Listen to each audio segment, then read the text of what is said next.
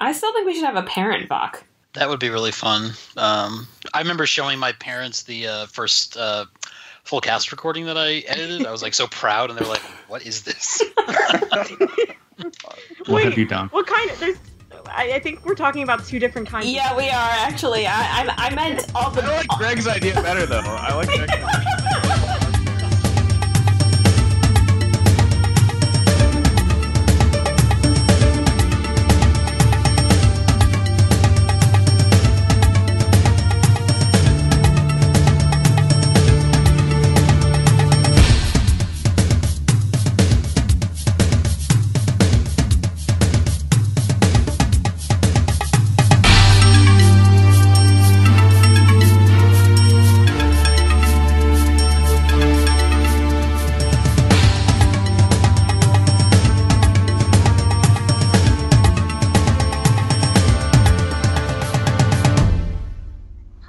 And welcome to Vassals of Kingsgrave, episode 500. Today we are joined by all the curators, or I guess I'm joined with all the curators. I don't know, English, not my best thing.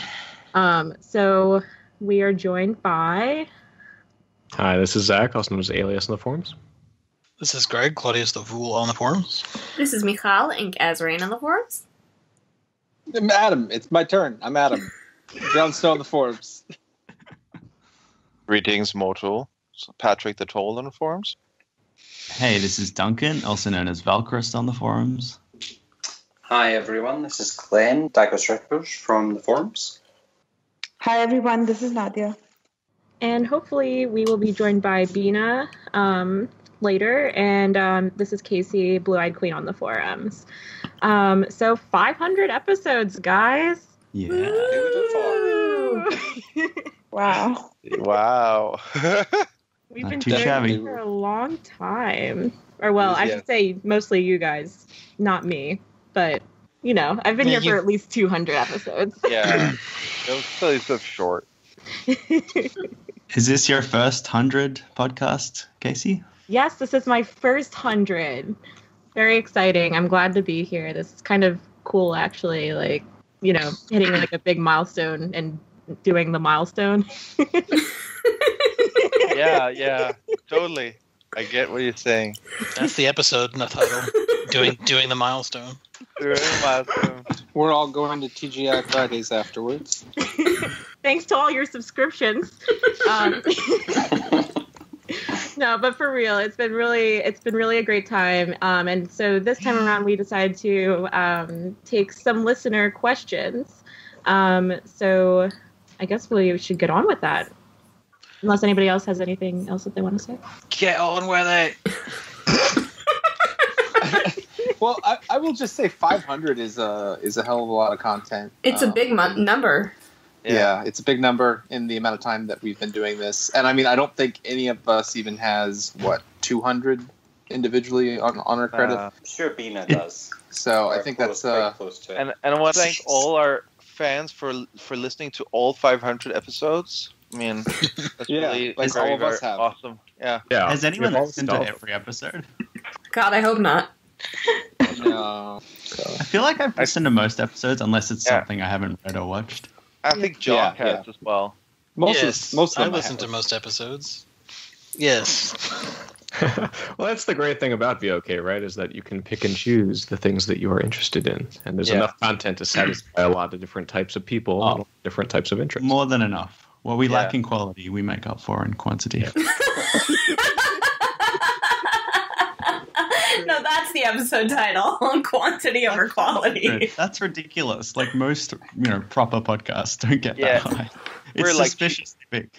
Well, we're like cheap beer, right? And that's my Joe point, Rogan. is that it's... Unless you've been doing this for 10 years, or you're one of those people that puts out like 3 podcasts a week, and it's like a professional thing you do, like most people aren't going to get that high, and a big part of that is because of our format, right? It's not 2 or 3 people doing this alone. It's a whole community, which is fairly unique. It's not something I've come across anywhere else. So. Yeah.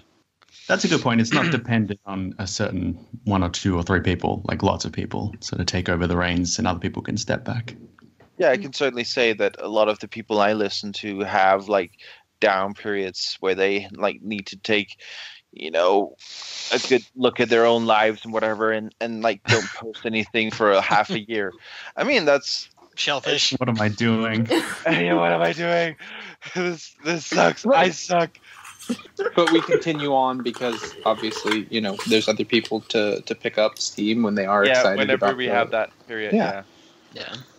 That involvement from people like you, Casey, who's newer compared to us, it's new people getting involved. That's like leading to more episodes being produced, because I guess, like myself, I've not done an episode in maybe half a year, maybe 8 months or so, but it's, of course, people that are getting involved with it, and that's like leading for more episodes to be produced.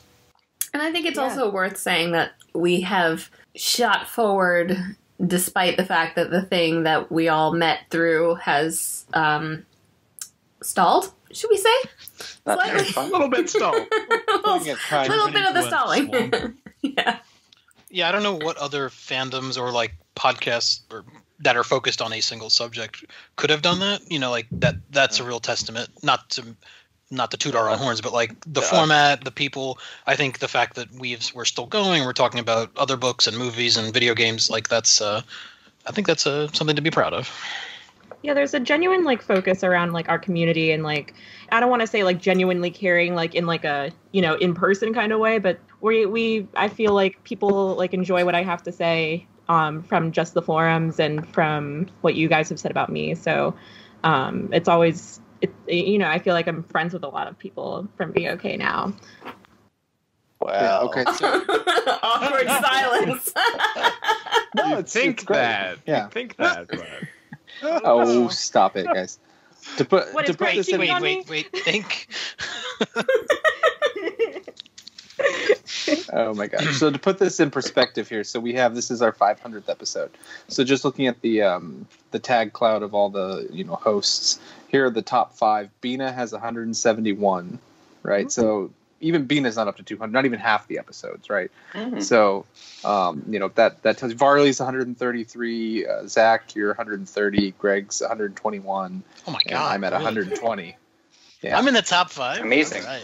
And everyone else is under 100. But that's not the point. The point is that like even not trying to make that point, but the point is that even Bina, who's on a lot, and the rest of us who are on a lot, I mean, we've not even been on a quarter of them. So, yeah, that's a hard feat to do. And I just want to point out that I went back to find out what my first episode was, which was the episode 80, the season 4 preview, and Vic misspelled my name as Gray, and he still has not corrected it. I'll go fix that right now. And I've never fix that either. Hashtag I Gray. will leave it there. Just pointing that out. I remember like when I started this, I was like so nervous, and I was like, oh my god, I have to like have everything be quiet, and it's so whatever. Now I'm just like sitting in a room with barely headphones on. And you're like, yeah, those are sirens outside. I'm not muting. Yeah. I mean, listen, considering where I live, if I tried to turn off for sirens, I wouldn't be able to podcast. Yeah, I'm totally. I mean, some of you guys have been longer, some of you have been shorter, but in general, I mean, it's been a weird sort of experience, like completely joining into this.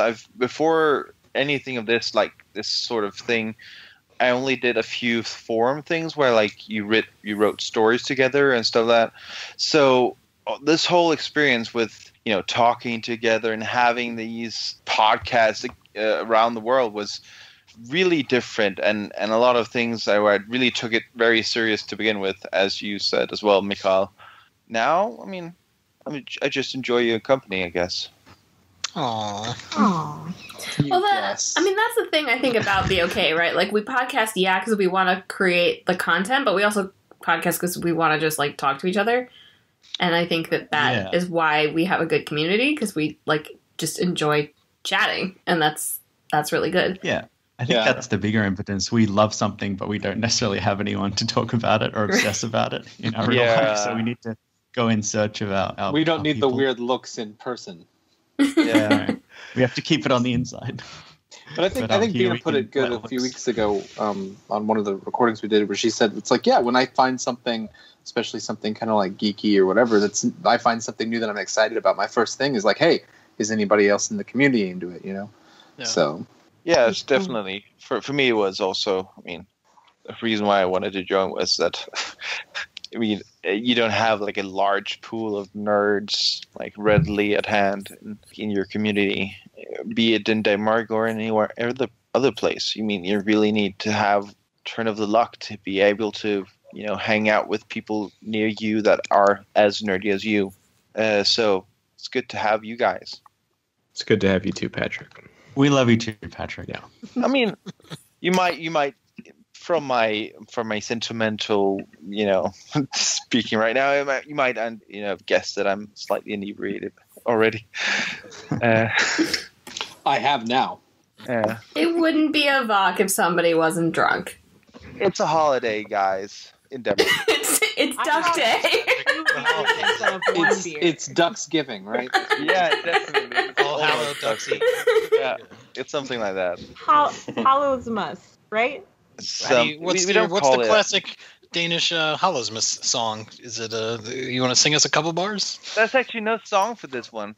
Aww. Well, tomorrow's Veterans Day. We don't really have songs for that. Except there's no song, guys. I think that was a challenge. Except for every March. Yeah. We almost have a song for every holiday, but not this one. That sounds like a challenge. I think that you should make up a song. Definitely. You could appropriate the chicken dance and put in some duck lyrics. Wait, isn't there that I Don't Want to Be a Duck song? Oh my gosh! Wouldn't that be antithetical to the spirit of a holiday? How's that go? I don't want to be a chicken. I don't want to be a duck. Yeah, how many duck songs are there? You got to pick your battles, take your choices, whatever. But then again, this is about eating ducks. So we're killing. Oh, I guess you wouldn't want to be a duck. Wait, guys! Yes. I realized it's those baby shark videos are really popular. Yeah. Baby ducks. That can be our thing. Baby ducks. Baby. Well, I saw Dr. Evil do that, and I had no idea what Mike Myers was parodying. I don't know what that song is. It's like a little kid's show. That's been memed a lot. Yeah. So it's not creepy that I know it. I'm a teacher, and they do it in class and whatever. Whenever there's a break, they literally dance to that stupid song. It's like that Fox one from a couple years ago. What the Fox says, whatever it is. Yeah. What doth the fox speaketh? Yeah. Hey, we had songs like that as kids. I don't remember what they were, but well, if you need a fun kids book, I highly recommend the Wonky Donkey. That's our big one we're pushing this year. Writing this down. Got it. Greg, do you want to read it for us? I don't have a copy. We should do a live reading. Well, it's only funny if you have a Scottish accent like that grandma did in the video. We have Glen. Oh God, we do. I'm sending it. All right. So Casey, how do actually is who went to the World Moot? None here. I don't think anybody here. No one here. Oh. Me and a few other vassals Skyped in on the day, but that me too. Very shortly. But it was Tanya, it was Marie, it was Alex, it was Jock and Amber and Jed and his wife Gina. Was Noah there? Noah was there, and I think Tethered was there as well. Yeah, I think that's everyone. But me and David and some of the other people on Kraken Cast got Skyped in on Jock's phone. So I think he just started the video and he just put it on the table, and we were just whatching him creepily from the what's going on? Oh, but what about Michael? I've trapped these hosts in my magic mirror. It was only for a few minutes, but it felt very creepy. We're lurking. It was hardcore lurking. Literal lurking. Yeah, it was quite. I wanted to be there, and I actually had plans, but and it was at the same restaurant where I went when I went to London. Maybe there's only one restaurant in London. Yeah. That's really the restaurant. They really don't focus on cuisine there. Well, let's move on to sarcasm. Really take question. It takes 500 episodes to get to this level of precision. I'm sure we can make a whole podcast about British food, which could be 501 if you want to. Oh, we should do one about the baking show. Yes. What, British Bake Off or what? Yeah. Yeah, Yes. like there's Sorry another for that. one. Jesus. No, we have a lot. We have, I was saying there are no others. there are a lot. Mary Berry for life. It's not the same Are without we her. planning this? Are we planning to answer every question? Yes. I think, I mean, some of these might look like they might overlap a little bit, but we will at least mention everybody who asked a question. Yeah. Okay. That's why they ask him. Let's start then. Come on. All right. So Wait, can we Var- give them fake origins? Like, can we say that like they're from like a town that we have no idea? Shy. You know? Yeah. I just got sad that we're not doing a full castle recording. I just realized we're not doing one. Oh. We always do one. Let's just do one. You know, it's Paul's fault. Okay, we have to have at least we can't have more than one in the editing line. There can only be one. Oh my God, that's from but that's from. I thought he needed people to report. Yeah, he needs me to do something. Patrick, are you holding up a 4-year-old podcast? It's 2-year-old, I think. Okay. The people need to hear this. It was a great one. I That was had quite good. two. I had I've been two waiting lines. years for my one good one-liner ever, and it's been sitting in editing. But guys, I'm pretty sure he edited me out. Yeah, guys, you just need to get into that accent again. It's like it wasn't easy to get into that to begin with. I was need a to go. boy. Live in the woods for a while. Get into Yeah, character. the accent is different in part of the recordings because they were recorded at 2 different times. Just saying. Yeah, I know. I want to try to at least make it somewhat consistent. All right. That's like Roy Daltrece. He changed accents between books for all the characters. And pronunciation. Pronunciations. Yep. Brienne. Guitar. He never said rest in Brienne. peace. He always said Brienne, didn't he? No, he said Brienne, like in the the fourth same and fifth. chapter. Jeffrey. I don't remember that. Another narrator called Fake it news. Brain. Jeffrey. Okay, come on, guys. All right. All right. Barley's question. All right. Where's Barley from, guys? The forums. Bostonia.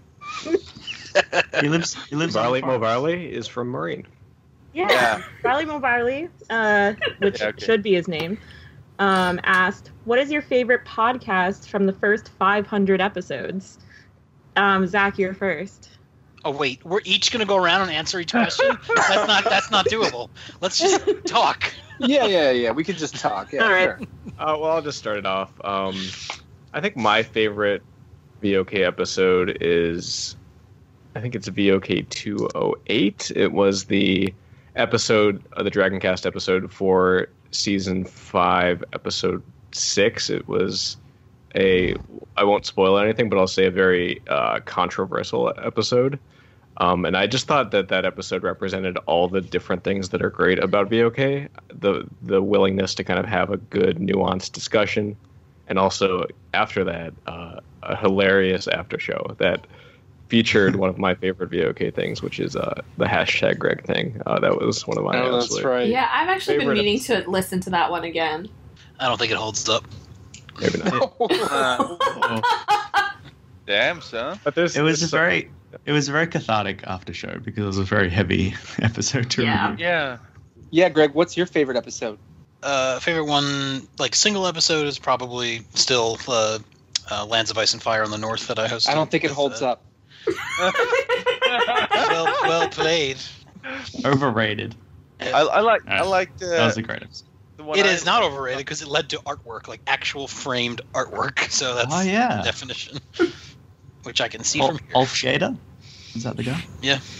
Yeah. I like of the ones I've been on. I like the Blackadder episode we did, on the week off of Game of Thrones. We did in the Wolfcast a Blackadder episode. It's quite good. Also because it's the 100th anniversary of the day the First World War started. So Oh wow. had meaning. Although That was a great episode, but I remember that got some of the most vicious YouTube comments because people thought it was the actual series Blackadder. Oh, right. And they were like, this is just people talking about it. Yeah, they thought it was a screen cap from the show. Where's my pirated content? I need my And it was about like 3 or 4 hours, so they figured it was just a whole season of television. And at the time, it was one The of disappointment. the most popular episodes on YouTube. Tangible. These are people that have probably been looking for years for some Blackadder content. Like, oh, I found something. No.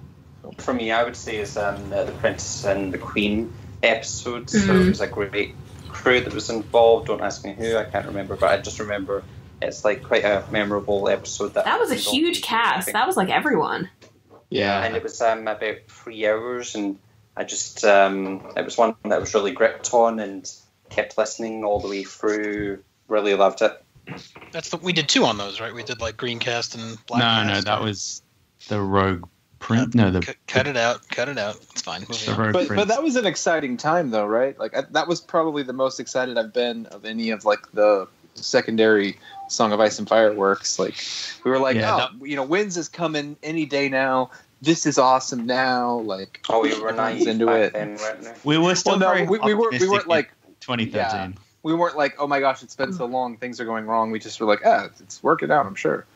Yeah, and that was the first new thing that we'd gotten, and I think the podcast had just started a few months ago. So that was it was right after the World of Ice and Fire, right? No, that was 2014. This was late 2013. Oh yeah, this is before I joined. This is one of okay. BG before. Right before Greg.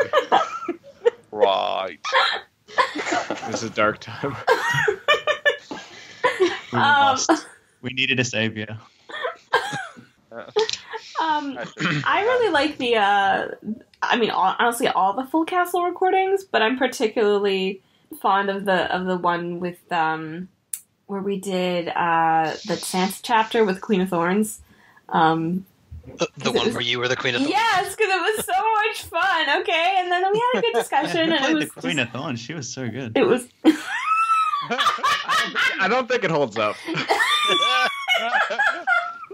not trying to toot my own horn. I just remember having a very fun time recording that, and listening back to it was also very enjoyable. So, and I just like... Whoever does the Full Castles, I love those.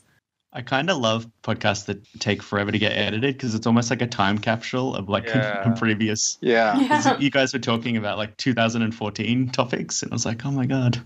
Yeah. From eons ago, another time. Also, the video game talks we have, very good. I love this. Oh, I love listening to those because I never play video games, so I just basically live vicariously through everybody.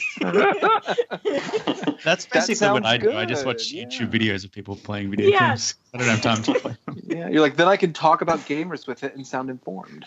Well, that's kind of like... My favorite of those was the second one that you hosted, Duncan, with, talking about like our favorite games. I thought that one just went really smoothly. And, yeah, that was... Yeah. I feel like I had the most fun in the Tolkien trivia episodes. Those were a lot of fun. Those were good. Yes. Oh, the Tolkien trivia one is probably the most one that I've re-listened to the most. The most one I've listened to the most. I know, that's weird. but I've listened to them a few times too. Yeah, it's because the medley that I forget who edited the first one. I did the second one, but like I think Paul did the first one. Yeah, just the clips and Matt. It was just a really fun crew, and I still don't believe that Paul knew the Caves of the Forgotten or whatever that fucking question was that I thought clearly no one knows this, and he's like, Caves of the Forgotten? Blip. If you have clips and Matt, you're guaranteed to have a good episode. Yeah, for sure. Gore bag, you're such a gore bag. That was Matt's clip, I remember. Is there going to be some more Tolkien trivia? I hope so. I'm ready. Although, coming up with the trivia at the end of this episode, I realize it takes a while to come up with questions. Well, it certainly does. Yeah. Oh, Greg can talk to you about that. Because you take just give me an hour coming up with questions that they're going to answer in like 5 minutes. We could also Can I have your questions, Duncan, for our Game of Thrones trivia night? You can have them after the quiz. Yes, thank you. I don't want them now. When is it you're doing that, Greg? November 24th, the Saturday after Thanksgiving at 7 o'clock. Will this be out before then? Probably not. I don't know. I You're don't know editing. what else we have in the pipeline. I'm not right now, editing. Oh, you're just hosting. Oh, Bina's editing. Right, Yeah, it'll be. that's I think fine. it'll be ready, but I don't know if we have like 2 or 3 other episodes between now and then. Oh, you mean like so people hear the questions and the answers? Oh, Guys, we could also do like a Kahoot or something like that. I tried with Glen, I think, to do like a Kahoot review. What is that word? Paul. What is that? What's a Kahoot? Okay, I've only heard of the plural to be in cahoots with someone. I'm in No, okay, Kahoots. so you don't know Yeah. about Kahoot.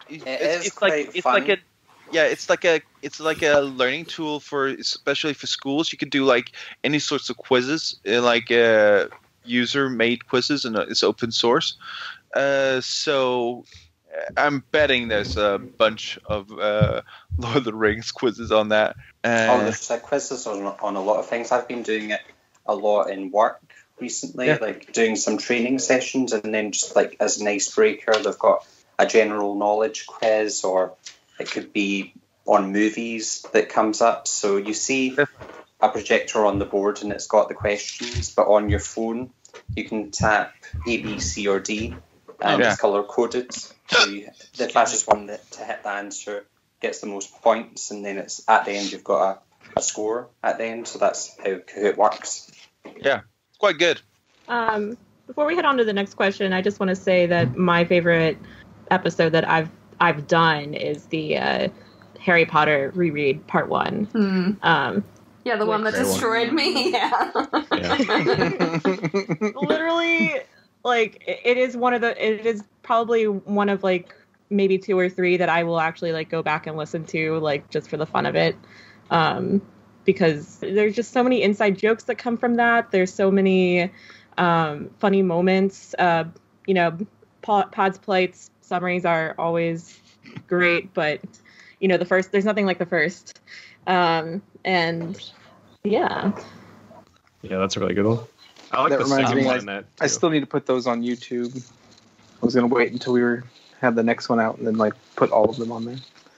But Well, the next one is only. Sorry about that. I mean, it's only. no. It's You can it's not put like a rush. like you can do those because those are like the complete of book 1 and book 2. So Yeah. Well, what I was thinking is like I'd put book 1 out and the next week 2 and the next week 3 sort of thing, so that it's like they're kind of close together. And because it's not like timed, we can do it whenever it's done. But I just have to make the videos up so they're ready. My favorite episode, not to be like cheesy, is the one we're recording right now. Get out. The next one. Wow. Wow. Podcast is fine. Time will tell. I'm not, there's a lot of great episodes, like obviously the Mad Max episode and a number of the ones we've mentioned here have all been great. But I mean, honestly, like just sitting down these 200, 300, 500, all these episodes where we get together kind of reminds me of why we do this and how much I enjoy hanging out with you guys and having these chats. So, So let's move on to the next Hang on, question. I want to do one. Oh, I'm sorry. That's all right. Awful host, Casey. No, you're right. I think my favorite one that I've been on was the actually, I don't know if I'm supposed to say the character's title, but it was one of the Winds of Winter chapter reviews that we did in early 2015. Yeah. And it was just I think we organized it within about 24 hours of the chapter being released, and it was very energetic and lots of good discussion. And I realized it was good was because when I sat down to edit it, I basically didn't have to cut anything. Like it flowed really, really well. It was really focused. Everyone got a chance to talk. Lots of cool new theory crafting and character discussion. And it was a nice little taste of what the Winds of Winter might be like when we finally get it. So it got me really excited for Winds of Winter. And the ones that I haven't, 2 of the ones that I haven't been on that I really loved were the reread 50 and 55, which was the Red Wedding chapter, and the Jaime Cersei Sept chapter. And I just thought they were really thoughtful discussion of A Song of Ice and Fire. Because I know we're very self-deprecating, but I think that was like of all the A Song of Ice and Fire podcasts that I listened to, that was some of the best discussion. Thank you. It was all you, Patrick. Yeah, definitely. And finally, a non-VOK. It's not VOK, but I would recommend episode 47 of Bastards of Kingsgrave, where we review George R. R. Martin's The Pear-Shaped Man, because it was basically a VOK. We went for like 2.5 hours. It had like Amber and Greg and a bunch of other vassals on. And we spent about 20 minutes talking about the Cheese Doodle website, I think, and crafting conspiracy theories about cheese doodles. I'm honored that you think I was there, because I was supposed to be there, but that's the one of those George reviews that I wasn't actually on. But I wish I was there. Amber and Mordian maybe were on it, yeah. But yeah, it's a good one. I'll just give a shout out to every VOK book club because they're all equally good. Agreed. Great. Even the one that has not been edited yet. Any day now. Which one is that about, Greg? That's the darkness. That's not important. Okay, so next one is... So the next one is also by Varley Mo Varley, and it is, I guess more... Question. There's one question. You had 2 questions. We're gonna go through these quicker. Yeah. So I guess this can, I don't know if this applies to everybody, but if you've had an opportunity to meet vassals in real life, how has that experience been? Awful. It's terrible. I hate it. I hate it every time. Everybody just smells. All the vassals have a weird smell to them. Excuse me, I was in a car with Greg for 10 hours, okay? Well, I was in a car with you for 13 hours. So I don't know who you were with for those other 3 hours. You were asleep. It was like you weren't there.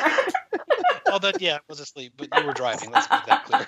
Okay, so yeah, I mean, I've only really I was in England like once where I met Bina, Jed, and Tethered, and I think that was it, something like that. And that was great. I mean, it was on my my birthday and my honeymoon as well. We combined my birthday and my honeymoon to go to England, and then they took us to the St. Paul's Cathedral and married us underneath a twig that they call the heart tree. So that was kind of interesting, and I mean that's apparently, I assume that's what they do for everyone. Well, I did not get married when I met the English vassals, although I was there for a wedding actually. But yeah, no, I love it. It's so nice meeting people and like putting faces to names. It's always like it's awkward for like 4 minutes. And then you just start talking about stuff, and it's like, oh, this is no longer awkward. This is just like a podcast, except we have faces now. Yeah, exactly. We always had faces. I'm just going to point that out. Listen, I assume nothing. Are we faceless men? Well, figure that out, Casey. Disembodied voices floating on the internet superhighway. Yeah, if you have the opportunity to, I'd say do it. It's all about, if you have a convention near you, that's easier than just like meeting up randomly. But all depends on where you are. But yeah. Yeah. Is there anything special about your experience that you'd like to mention? That I can think of. I mean, Greg has probably had the least success of when he's met vassals. It just hasn't gone very well. I don't know. I had a fun time with Zach and Alex that time that we were sharing the room together. Yep. That was great. Oh my.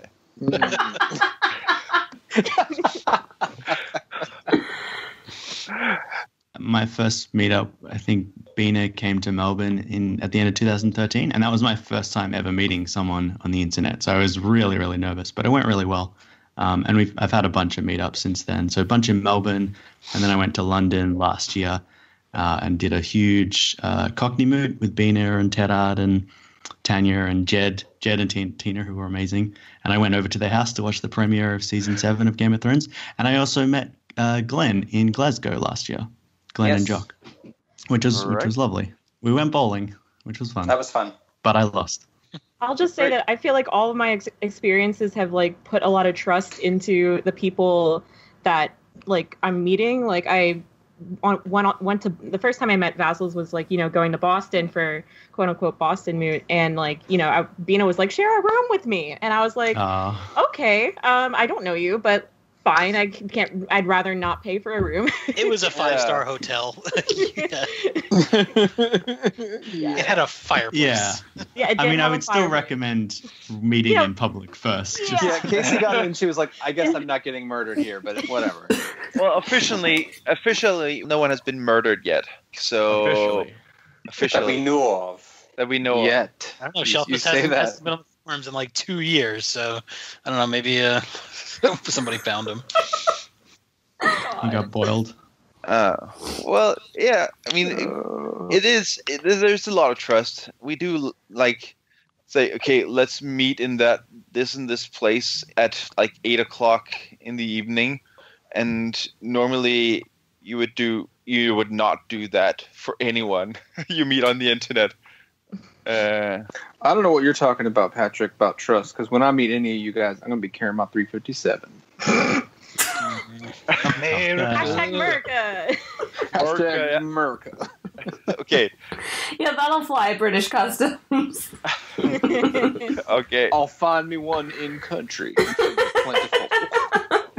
Carve a gun out of a tree.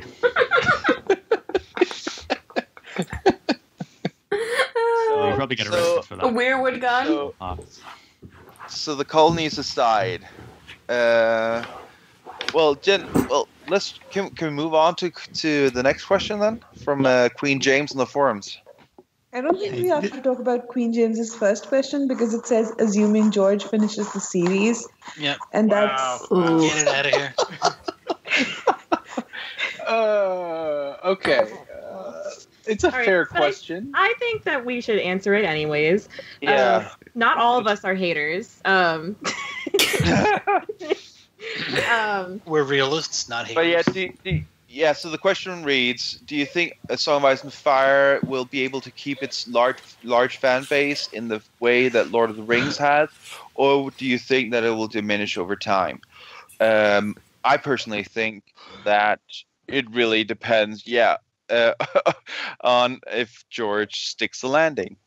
Well, me and Michael Kalwadegi on the forums, we did a panel at ThronesCon in Melbourne last year, and one of the things we talked about was that a lot of the fervor and discussion of the series comes from the fact that there's so many unanswered questions and unanswered mysteries, and that a lot of character arcs are incomplete, so you have all of that room to speculate and theorize. But I think it's a good point that if George does finish the series, fingers crossed, and a lot of those questions are answered, it might sap a lot of that enthusiasm, and it might really, the books will really just have to rely on their literary quality. And I was kind of wondering if something similar happened to Harry Potter, because I assume there was lots of discussions of all the mysteries in Harry Potter, but did the fandom sort of subside after the final book was released? I wasn't really in the fandom much. Like Harry Potter and Lord of the Rings benefit from the fact that they finished and they gain new fans. Whereas if you're coming up, let's say 20 years from now, and you're like, oh, I heard those Ice and Fire books really good. Yeah, well, he only got through 5 books or whatever, or 6 books, and then you're like, oh, I guess I'm not going to bother. So I think you would get a lot of that, unfortunately. Even if he doesn't finish well, finishing would bring new fans in, and you'd lose a lot of the people that are just sort of into the show, not really into the books, but I don't really consider them like Ice and Fire fans anyway, right? So, and I love doing not all the snobby way. I love all the crackpot theory crafting. Like, it's a lot of fun, but I think it's less substantial than the sort of character analysis or the literary compare it analysis. to some of like when people are talking about Lord of the Rings, they're not talking about like Wormtongue's like true identity or who's the son of this character or something like that. They're talking about the world building and the characters and the prose and all that. Or the Entwives. That's a good point. The difference with like Game of Thrones versus LOTR and Harry Potter is their fan base was massive already when it came to like just the books being out. They didn't need necessarily, like, the movies are great obviously, but I don't think, and they did increase the fandom, but it wasn't like they created like the majority of the fandom. I don't know.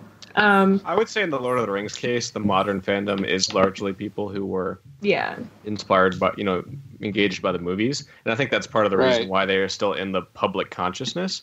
I do think Lord of the Rings, from like in terms of like the historical like canon of fantasy standpoint, has a longevity and importance that A Song of Ice and Fire will never have. But I think any kind of fandom, any kind of community needs new things to keep it going. And as far as the larger A Song of Ice and Fire Game of Thrones community, it will certainly have that for a long time. It doesn't seem like HBO is going to be stopping their stuff anytime soon. And I'm sure there will be more things down the line, but I think Duncan is right that the hardcore book community is not going to be what it is now when we, or if we do get all the all the books, and it's concluded in that way. Well, no, I mean, I would just say that, like, I think definitely, like, the Harry Potter fandom, for example, like, subsides after a while because it, you know, anything without new material is going to struggle. But I also think that, you know, there's still conversation that happens. There's still, you know, I really doubt that George is going to or wants to answer every single question. So, like, yeah, the main ideas will be concluded, but I mean, even just thinking about stuff that people talk about now, like a lot of the theories that History of Westeros has, for example, like that stuff's not going to be answered in a book, you know, like some of it might be hinted at, but like there's not going to be a definitive answer to like who exactly broke the arm of the waters or whatever, you know. I'm totally saying that wrong. I don't know. I'm not a nerd. But no, I'm a nerd tourist. No, but I honestly, like, I kind of am looking forward to that. I mean, not just because we'll get, if we get the books, that we'll get the books, but because I think it's really interesting to see what kind of fandom, like how fandom contracts and expands and changes, you know, as time goes by. Because I don't think that like it ends just because it might be different, you know? Yeah, and if you compare to, you know, Harry Potter, it's not like that it's diminishing. It's just that there's a new generation that is discovering it and loving it that we do not have connection to anymore because we're getting older. We're getting old. So yeah, I mean, not you, of course, you're a vampire, but the rest of us, for example, I teach at a school and I meet several of the kids that have or are in the, you know, process of reading the books and really love them. So I think that it's just that as anything, any culture, when it's really awesome, really good, it sort of gets passed down and becomes something new in the eyes of the inheritance. Well, that's what Lord of the Rings did, you know, for 3 generations before the movies came out. And that's, but that was I mean, I've mentioned this before, but like, you know, it took Tolkien 30 years to write Lord of the Rings, but they were published in 2 years, so it was done. And then he never really published anything else Lord of the Ring in his life. Silmarillion came after he passed away. But like there was a slow moving ball like of the fandom, and because you had to sit down and read those books. There was no radio show, there was no movies, it was just the books, you know. So people lived in those books for 30, 40 years, and then the movies gave a whole nother level to it. And then the internet happened. There's too much content to compete with nowadays, I guess. That's very true. That's a good point about like new generations getting into Harry Potter and Lord of the Rings, because I wonder if A Song of Ice and Fire will be kind of hamstrung by the extremity and the violence of its content. It's not the kind of book that a parent's going to, you know, read to their kids or recommend to their kids as something that they have fond memories of. I imagine the scene. Have that. Now, kid, it is time for you to read The Song of Ice and Fire. Because winter is coming, you know? It's time you learn what happens when a city is sacked. Yeah. No, she said, as Jamie continued to, "Good night, little Johnny. We'll read chapter 4 tomorrow." My God. It's the kind of parent that like takes their kids' candy and puts it on Jimmy Kimmel the next day. You know, like, ooh, Ned Stark, he's a great character, right? Next chapter, Daddy. The Sept of Baelor. Okay, I did that with my brother though. Be tired. No, but so let's move on to the next question. Time to move on. Queen James also asked which characters from A Song of Ice and Fire would be on your Arya hit list, and which ones do you think will actually die before the end of this series? Euron, Greyjoy. Yes. I hate Euron, and I hate how much people like him. And I feel like I might take it a step further and just put Victorian on there too. Come on, you guys, just be mean. Hot pie. No. Why? I don't like the guy. Never liked the guy. I will say I always like hated Lamy Greenhand. That was like the character I inexplicably hated was Lamy Greenhand. Well, George solved that problem for you. Yes, that's solved. Don't have to worry about that. I mean, what about so like people have probably talked about this a ton. Who would you want to die, and who do you think is going to die? But how about someone who like you think that probably doesn't stand a chance to die that you'd want to die? You know, like not like a main character or a villain that's probably going to die, but like I don't know, like. I think they're all going to die, especially after reading these. Everyone's going to die. That's how every fantasy series is going to end, just with everybody dying. Cersei? I don't think Cersei's going to die. Really? Cersei can't die. No. What? Cersei's totally going to die. Yeah. Probably not till the end, but doesn't matter. You're going to be 60 when it comes out. So. And you're going to be dead. Don't. Put Greg on my list, please. Meanwhile, I'm the biggest hypocrite in the world because I'm going to, hopefully see George next week at the book sign and be like, oh my God, I'm the biggest fan. I love you. Blah, blah, blah, blah. It's like, of course. I love these books, but I'm allowed to be. No, Greg. You're over it, and you need to let him know you're over it. So. I think you should go up to him and say, doesn't hold up. I don't even want to come. You've been in this relationship long enough. My girlfriend made me come. You're lucky John Hodgman's here. You're lucky, George. I heard you wrote some books. Yeah, are you an author? Such a big fan of Night Flyers. I just neg him, and maybe he'll give you secrets. Right. I'm sure he'll give you a bunch of wildcard spoilers. He's probably so sick of the sycophants. Yeah. Talk up wild cards, please. I could go as I mentioned this to Casey, just pretend to be a super wild cards fan and like bring a copy, like have him sign it, but I can't commit to it. Well, I suspect one of the wild cards was the Winds of Winter, but nobody read it. That's the little joke. So I feel like if you get a wild cards book signed, it should be worth a lot because there's not many of those. What's 2 cents if it's unsigned, 4 cents if it's signed. It's really not that much of a difference. Double in value. That's insane. It's got more ink. It can be melted down. I hear if more he resources. signed it, it burns better. That's not how ink warm works in the winter.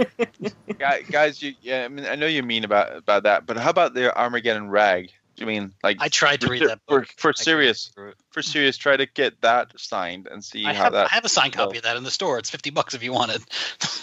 Okay, so don't. I mean, there must be someone who does. Ask him when he's gonna get back to Avalon. I honestly I'm just excited to talk to him about the Jets and the Giants, and maybe tell him about. Why would you be excited about that? That sounds like an awful conversation. Well, I'm gonna be sympathetic towards him because maybe he doesn't get that sympathy, and maybe that'll inspire him to write more. I've heard that you like football. Let's talk about that. That is the Jets and the Giants. Also, Night Flyers. I hear it's like Psycho in space. All right, do we have any other characters for your Aria hit list? Carl Pono and Carl Jacko. I'm looking forward to Danny roasting them. Oh, nice. Yeah, okay, that makes sense. Monroe Jock. Oh, sorry? Charlie. He'll die. I'm not sure. Randall. That's what I said when I cut out. Yeah, I don't want Sam to die. No, not Sam. No, Randall. Not Sam. Oh. Randall Darley. Yeah. Sure. I mean, also, Sam is going to die at some point. Also, I think Arya is going to live. I think she's going to be the new old Nan. Okay. In a rocking chair, talking about how she used to steal people's faces and assassinate people, and nobody believes her. Crazy Grandma Arya talking about faces again. Then be like, "Now eat your food. Eat all the vegetables, or Grandma will steal your face." Mm. So Monroe Jock 2, or just Jock on the Jock as we know him, asked, "What would you do if you suddenly found yourself in Westeros?" I'd probably die of dysentery within a week. Yeah, but go training. It wouldn't go well. It just wouldn't go well for me personally. I would have some requirements. It would go well for any of us. I would require being maybe where the Tyrells are and just being there the whole time in the castle and just never leaving. Where's that? What's the name of that castle, Casey? 5, 4, 3, 2, 1. Hi, Garden. You're done. You are fired as host. At the moon door of Highgarden. Castle where the thing happened. I would like to be an innkeeper, but I would die also. So that's not good. Not at the inn at the crossroads, but a very out of the way location that don't have any interesting things happening. Yeah, I would need serious training. I would want to be really, really buff, and then I would be like tall, and probably people would hire me for something, just because of my height. Oh God, you would totally be the Brawn. That's who I want to die. By the way, I want Brawn to die. I would go to King's Landing and enlist in the gold cloaks or something like that, and then you would die of I dysentery. thought you'd be headed straight to the Islands. He likes to talk about it and doesn't actually want to live there. Yeah, no one wants to live in the Iron Islands. It's cold. I mean, it's like Denmark. Maybe it would be more. There. Maybe it'd be more fun if we like went around and said what like someone else picked what everyone else should be. Start us off, or we could just move on. I would try to get to Dawn. At least it's warm.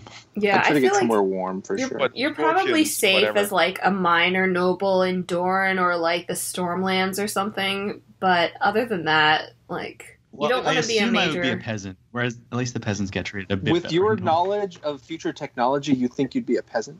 I mean, you could read. You're already nobility. That is true. But I can't read Westerosi. Yeah, exactly. You're not sure you can read Westerosi. I assume it's English because, of course.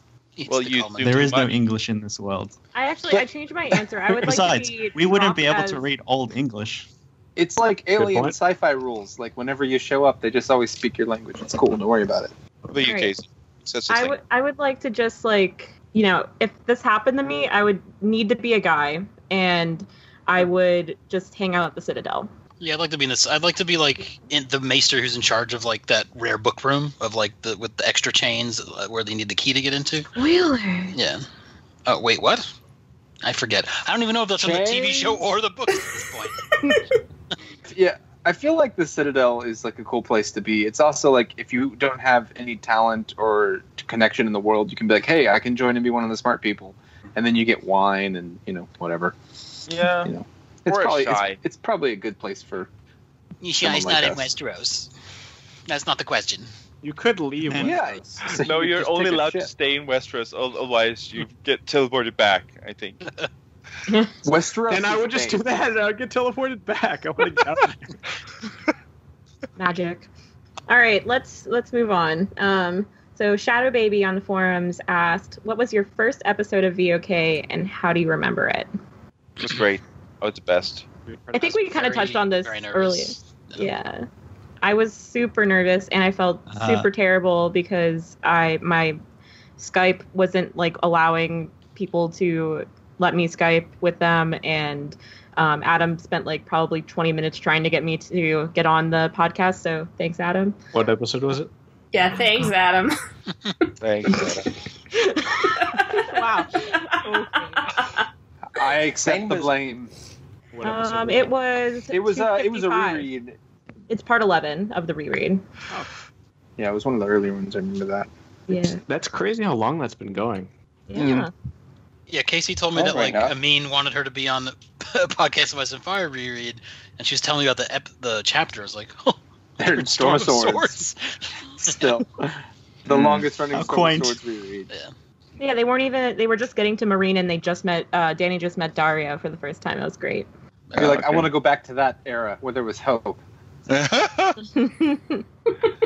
I've apparently been like the source of a lot of nervous feelings for a lot of the people's first time, like the new ones, like Marie and Hannah, Shadow Baby, and sounds so creepy if you don't know what you're talking about.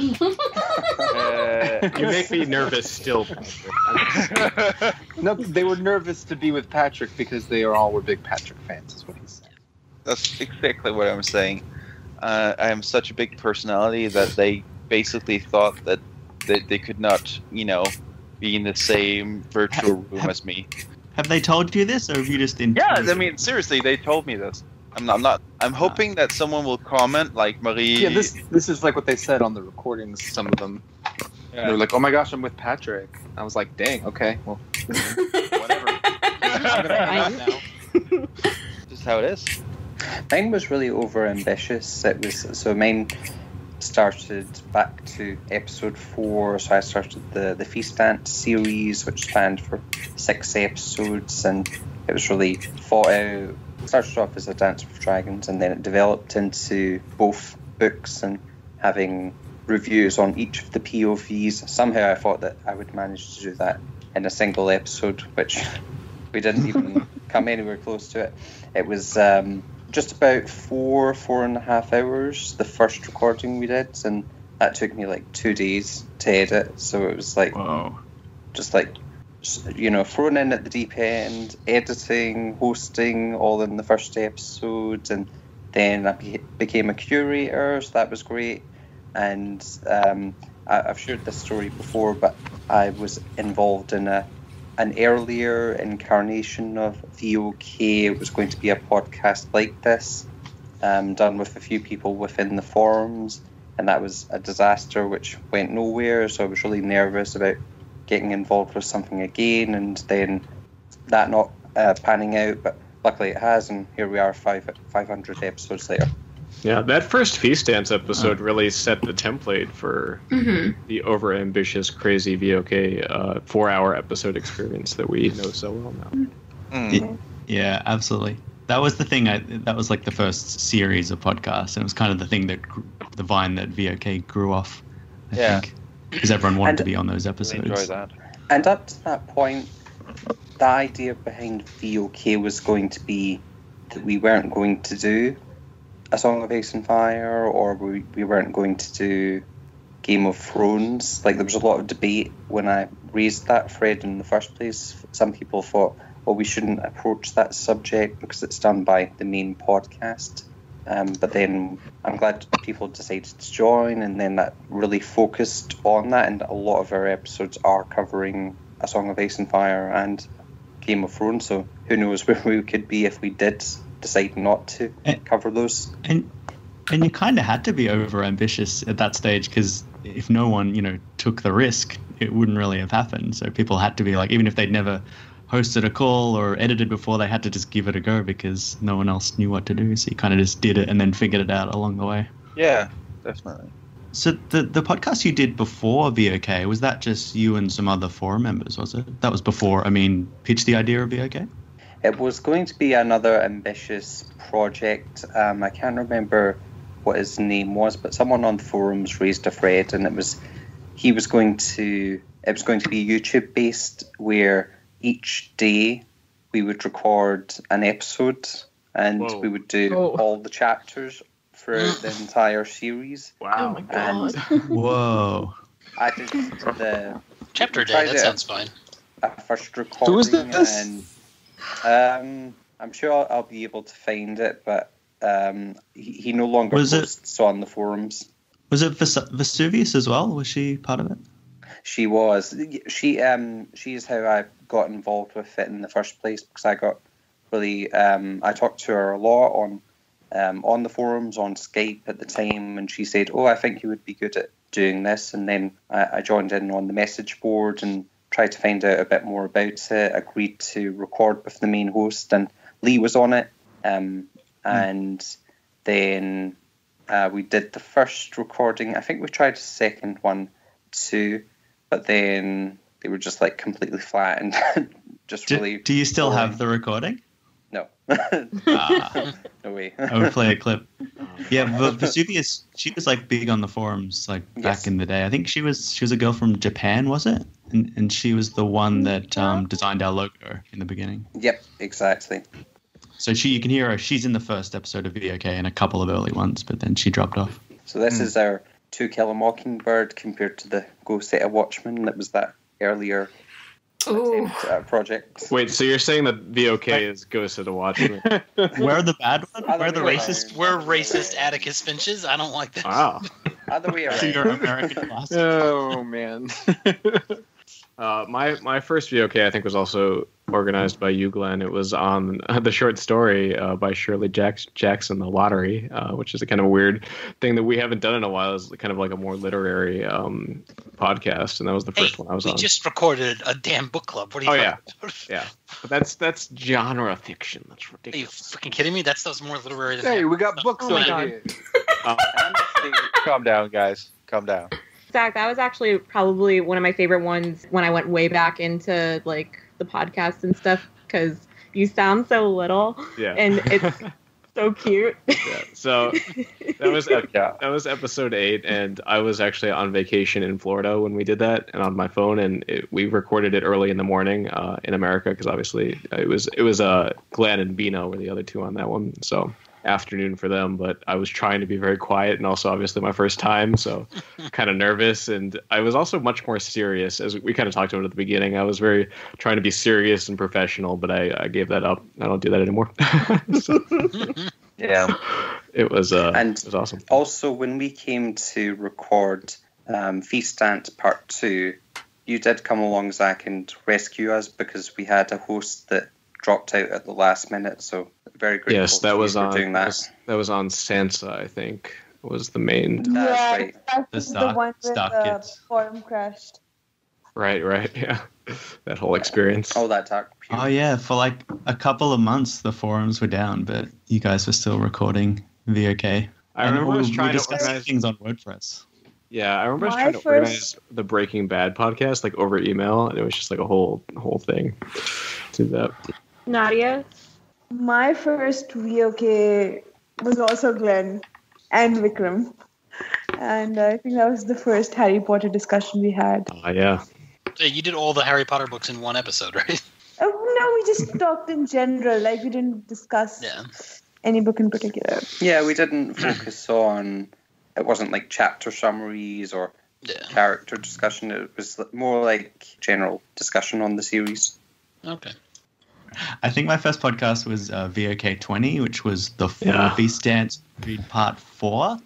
And they put out a call for someone to recap Jon Snow, and I don't think anyone wanted to because no one likes him. But I think he had the most chapters in the book, so I offered to recap him. And my recap was way too long. I think I spoke for about it was ridiculous. It was just Duncan talking for like 10 minutes straight. I know, it was so cringy.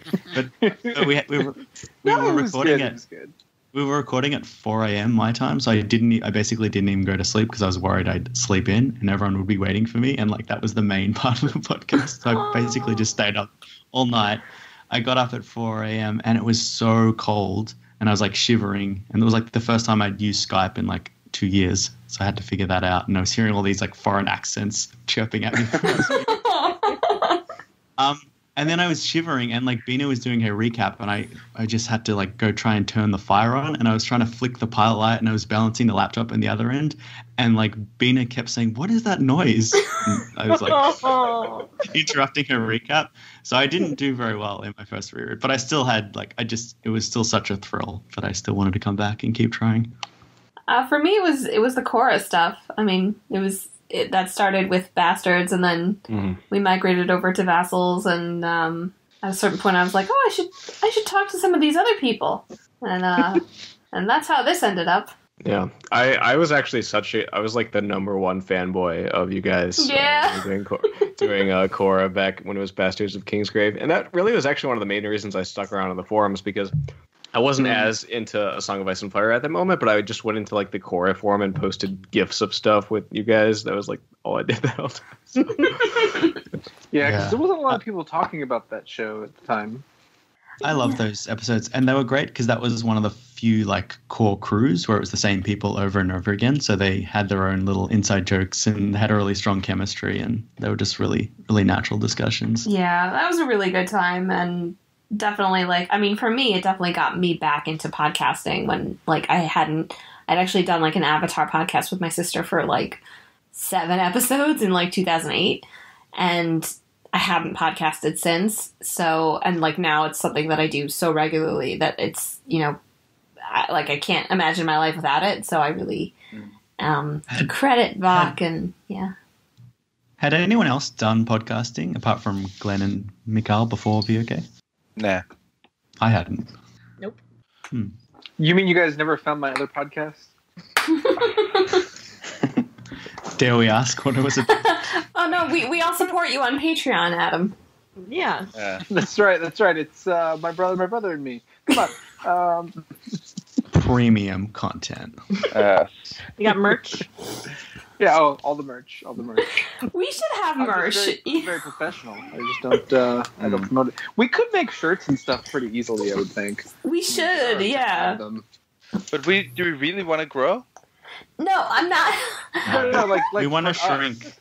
We want to shrink into obscurity. We want Some of that. No, we want like the podcast version of Muscle Milk, bro. Our podcast is like a palindrome. It's like it's reached its apex, and now we're just like crawling back into nothingness. Yeah, we want to condense, right? Well, Guys, don't worry. At like Con of Thrones, I don't think anybody knew what Vassals of Kingsgrave was. that's great. Yeah, that pretty much no. Yeah. No, but we should do like our dumb jokes. We should have our dumb jokes on shirts. Yeah, I and agree. also, I mean, guys, we have like a Cards Against Humanity online card set that anyone can really just get hold of and print out if they want to. A lot of in jokes especially Just about make me. sure you find the VOK one and not the Minecraft one.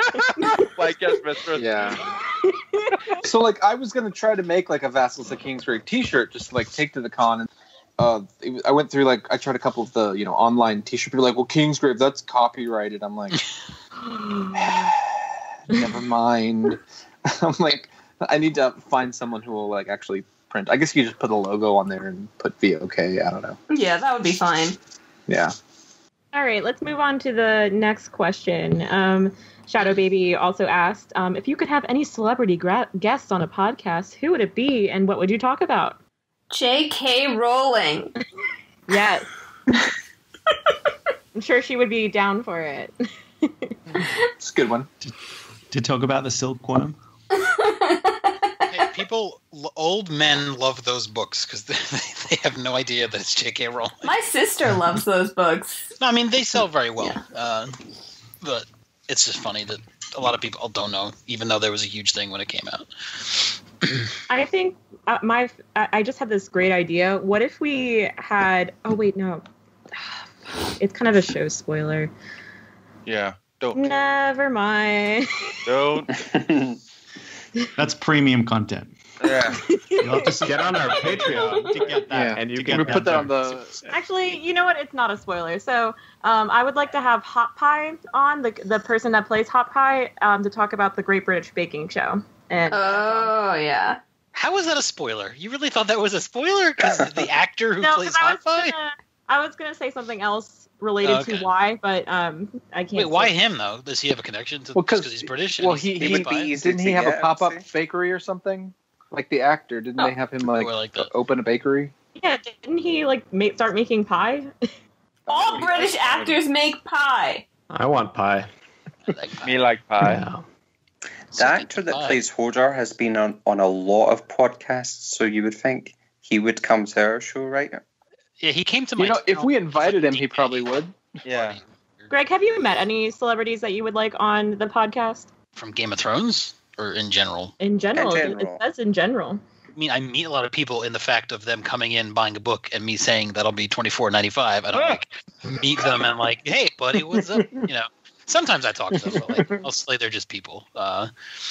Yeah. Yeah. Wow, they're just people too, eh, Greg? I don't mean it like Yeah, that. so I We're mean, all they have people, right? All black us, and red all American our- Express cards. So all us celebrities, we're just people, right? yeah, except the ones that aren't. No, I'd like to have our Scott Baker on in case he's gonna punch me, but Wow. I have a lot of questions for him. That would be a terrible interview. I don't know. Like, I Awful. just have questions. It would be a How did I miss A this? How did I miss this? baffling How did I miss interview. this? It would be. Rowan Atkinson. I'd probably pick Neil Gaiman. I feel like he seems like Yeah, a good he's good review. as well. And just some of the sentiments in his books have been, meaningful to me. So it'd be interesting to talk to him about that stuff. But I really want Rowan Atkinson. You gonna see Mr. Bean 3 or whatever that new one? No. Oh, Johnny English. Johnny That's- English. Yeah. No, fuck that shit. I'm not watching that crap. We're talking about the good stuff. Wait, We're like talking my about parents Blackadder. texted me about the third Johnny English coming out. They're so excited. What's the one where we played like the art curator, and he had to like steal Whistler's mother? Was Oh, that that's Johnny? Mr. Bean No, the that's- movie. Oh, that wasn't Mr. Bean. Okay, yeah. Guys, backup recorder just wrote something in the chat, and I'm freaked out. Yeah. becoming Beep, self-aware. boop, beep, boop. All right, and let's wrap up celebrities. Anybody else? I think for episode 1000, we should rock up to the Jean Cocteau Theatre and try and get an interview with George about like the current session times of the movie theater. And then one of us sneaks into his office, tries to rummage around for notes. I think we should bring a tub full of baseballs and just throw them at the wall of the theater until he hears. I think we should. Baseballs out. Yeah. If it's episode 1000, we should get like Arnold Schwarzenegger to do like a T1000 episode, something like that. Well, we don't need Schwarzenegger. We have you, Patrick. Well, you do know he was not the T1000. That was Robert Patrick. He was the Terminator. Oh yeah, he was the T800. Yes. I feel like Arnold Schwarzenegger is melting at this point. No. The other one was he the T2000 or something else. Okay, doesn't matter. The TX. Yes, yeah. Okay. It's just gonna be a puddle by the time. No, Arnold Schwarzenegger is the T800. T800 Model 101. Guys, you guys know Get more it together. about Terminator than I do. I bow to your knowledge. That's my favorite movie. Got dunked on there, Patrick. Yeah, I did. Also, I want to try and do a Simpsons VOK and get Mimi on because she's always posting Simpsons memes on Facebook. I would love that. I still think we should have a parent VOK. That would be really fun. I remember showing my parents the first full cast recording that I edited. I was like so proud, and they're like, "What is this?" What have you done? What kind of? I think we're talking about two different kinds. Yeah, we are actually. I meant all the. I like Greg's idea better, though. I like Greg's idea. Our parents who have kids. I think having our parents on a podcast will be much funnier than just the ones of us that have kids. I literally want to do that now. We're all going home for Thanksgiving and other holidays. Put your parents in a recording and then secretly put yeah. But I literally have no one in my family that understands what I'm doing. They do not understand what podcast. No, you know what we should do? We should interview our parents and be like, so what's Vassals of Kingsgrave? Do you know what I do when I go into the room and say I'm recording something? Who do you think I talk to? What do I talk about? Like, we should do that. What's it like to own a house? People that. Yeah, what's it like to have Social Security? Health insurance. Yeah. Do you ever get out of What debt? was democracy like in the 90s? Why did you vote for Trump? Do you miss it? I'm not talking about my parents there. They're Democrats. Casey, say anything? Just have a podcast. The two-party system is a sham. Move on. It's all about the judges. That's all that matters is the Supreme Court. Wow. When the revolution begins, where will you hide?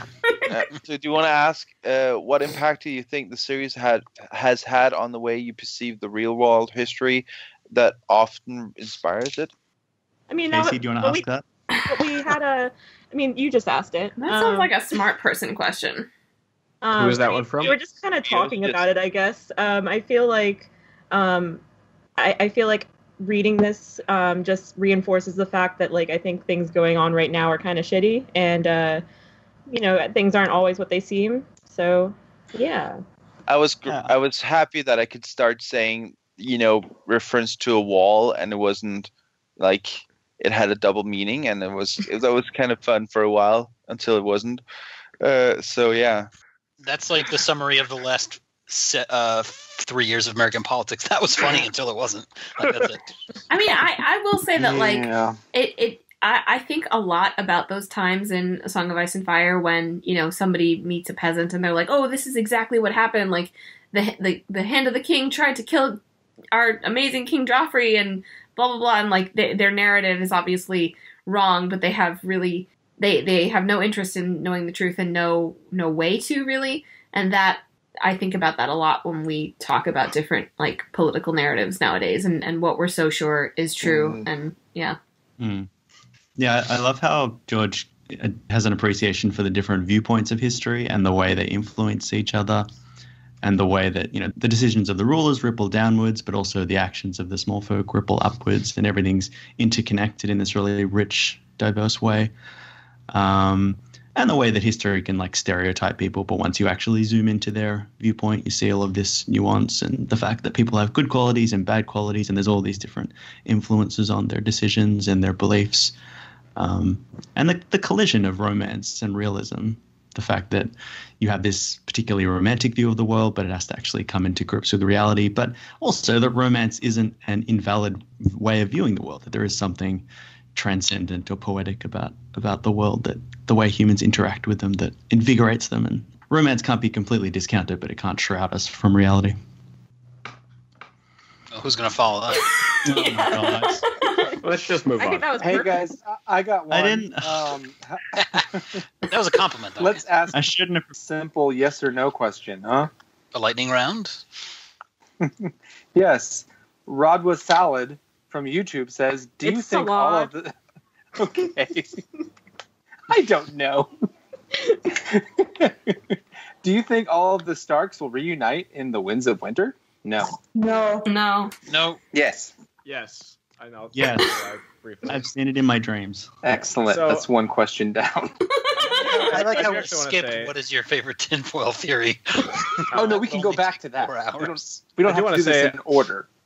I do want to say I do actually think they will, and I think it's going to be just like Duncan was talking about. There's that kind of urge to the romantic, and I think that is what is going to ultimately inspire a sort of meeting between the Stark children, where we get to see them as they've been permanently changed in this kind of tragic way. You know, obviously I don't think Bran will actually be there, but I think he will view it somehow through Weirwood Net. So I think that they could end up back together. I just don't think it's going to be in the Winds of Winter. Yeah.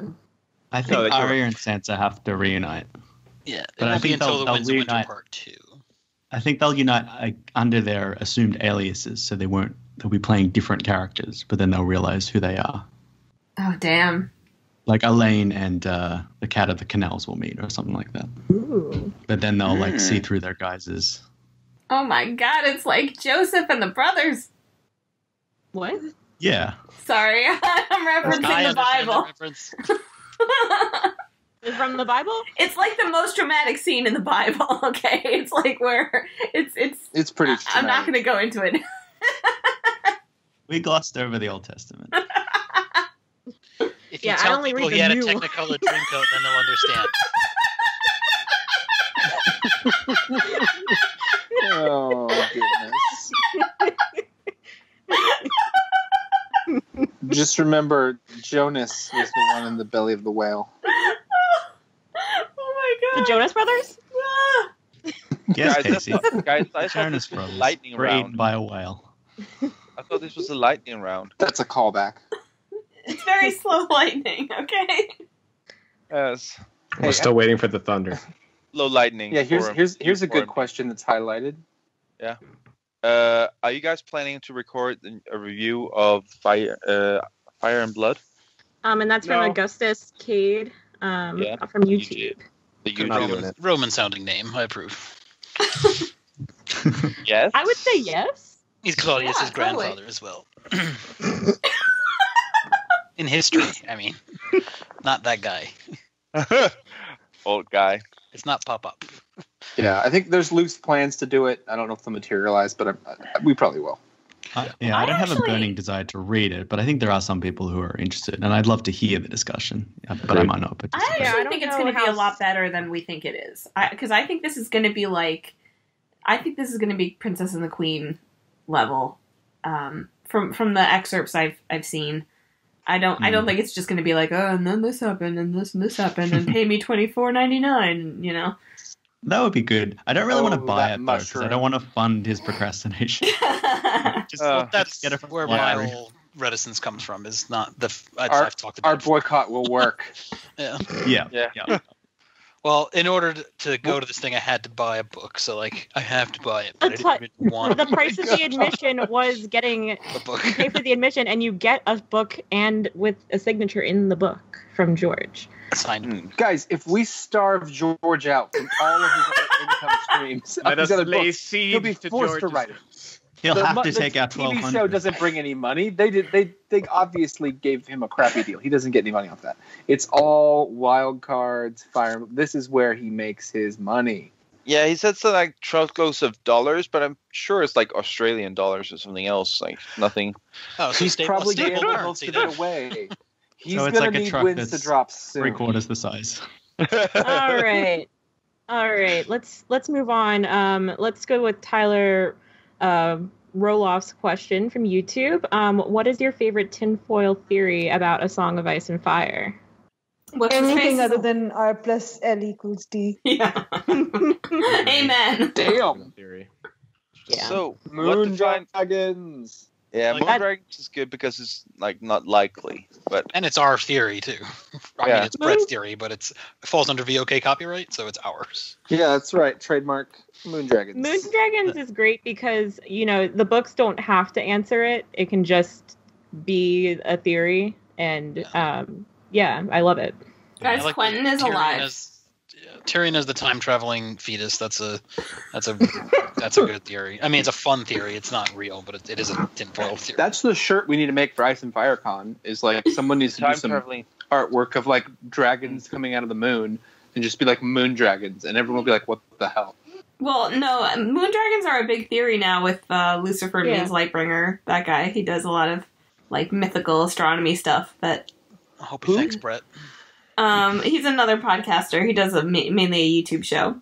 Well, it's not a tinfoil hat theory because it's going to be real, but Victorian is the prince that was I knew promised. you were going to say that. Yeah, same. Guys, there's at least a 10% chance that he's right. My Maybe favorite Victorian is VOK Nissa theory. Nissa. I like that one. Maybe Euron loves him and is killing him to become the prince that was promised. New fave. So, how about like all Valerian steel swords needs to be bathed in blood, or like it's a blood ritual to make them? Yeah, that's a good one. I haven't heard that one. Is the It's in the World of Ice and Targaryens? Fire. I don't think it's a theory, though. I think it's sort of. No, and assumed. it's not like expressed. They say something like Cohort. They have the ability to rework and use some of the magics that was made to make Valerian steel blades, but they don't like explicitly say that they need blood to do so. Or okay. Is like the Targaryens / Valyrians are actually interbred with dragons at some point in their lineage? Does that count as a tinfoil hat theory? Because I think so. yeah, sure. I mean, they call themselves the blood of the dragon. Like, this happened, guys. Yeah. Also, Yeah, I have. just think of the first time that happened and go, how did that happen? Yeah. I don't know how, but listen, the Valyrians had science stuff anyway, right? So they We have could magic volcanoes. yeah. Mm. Oh my. We did hear you the first time. No, but I mean. Oh my God, is that George Takei? Is he on? That was a new reason. Welcome. Okay, I wanted to, because I've always asked, but every time we had a Targaryen cast, if anyone else thought that the Targaryens probably spoke like Valerian while they were in the beginning, at least when they were at court, and I mean In King's Landing. yeah, in King's Landing, while being like kings of Westeros, and I mean, it's always been like sure, maybe does it matter? So I mean, does that also qualify to be like a crackpot theory? Because nobody really cares, other than me. I think That's a good anything. point. But, You Okay. can continue, Duncan. Oh no, I just thought it was a good point. That's all. I had to If a say. crackpot theory falls in the forest and no one's around to hear it. Yeah, exactly. Nobody cares if it does. Did My it favorite- crack? Yeah.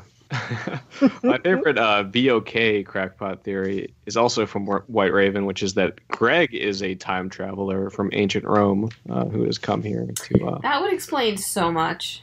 That would like He has explain written a lot so of much things. fiction about me that I don't remember what he has said to me personally, what he has shared with you guys, what it's just like he's told me stories and theories that I can't even talk to anyone about.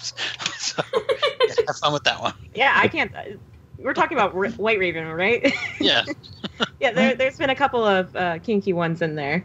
Been very interesting. I wonder when the hashtag originated. I wonder if it was around in ancient Rome. I think so. Probably not. I think so. You reckon? It's called They just put a number by his name because he created something other than the Roman numerals. And then he was cast into another time zone. Yeah. To fix everything. Greg, it is up to you to fix everything. Hey, I'm trying. He's not doing a good job. I know.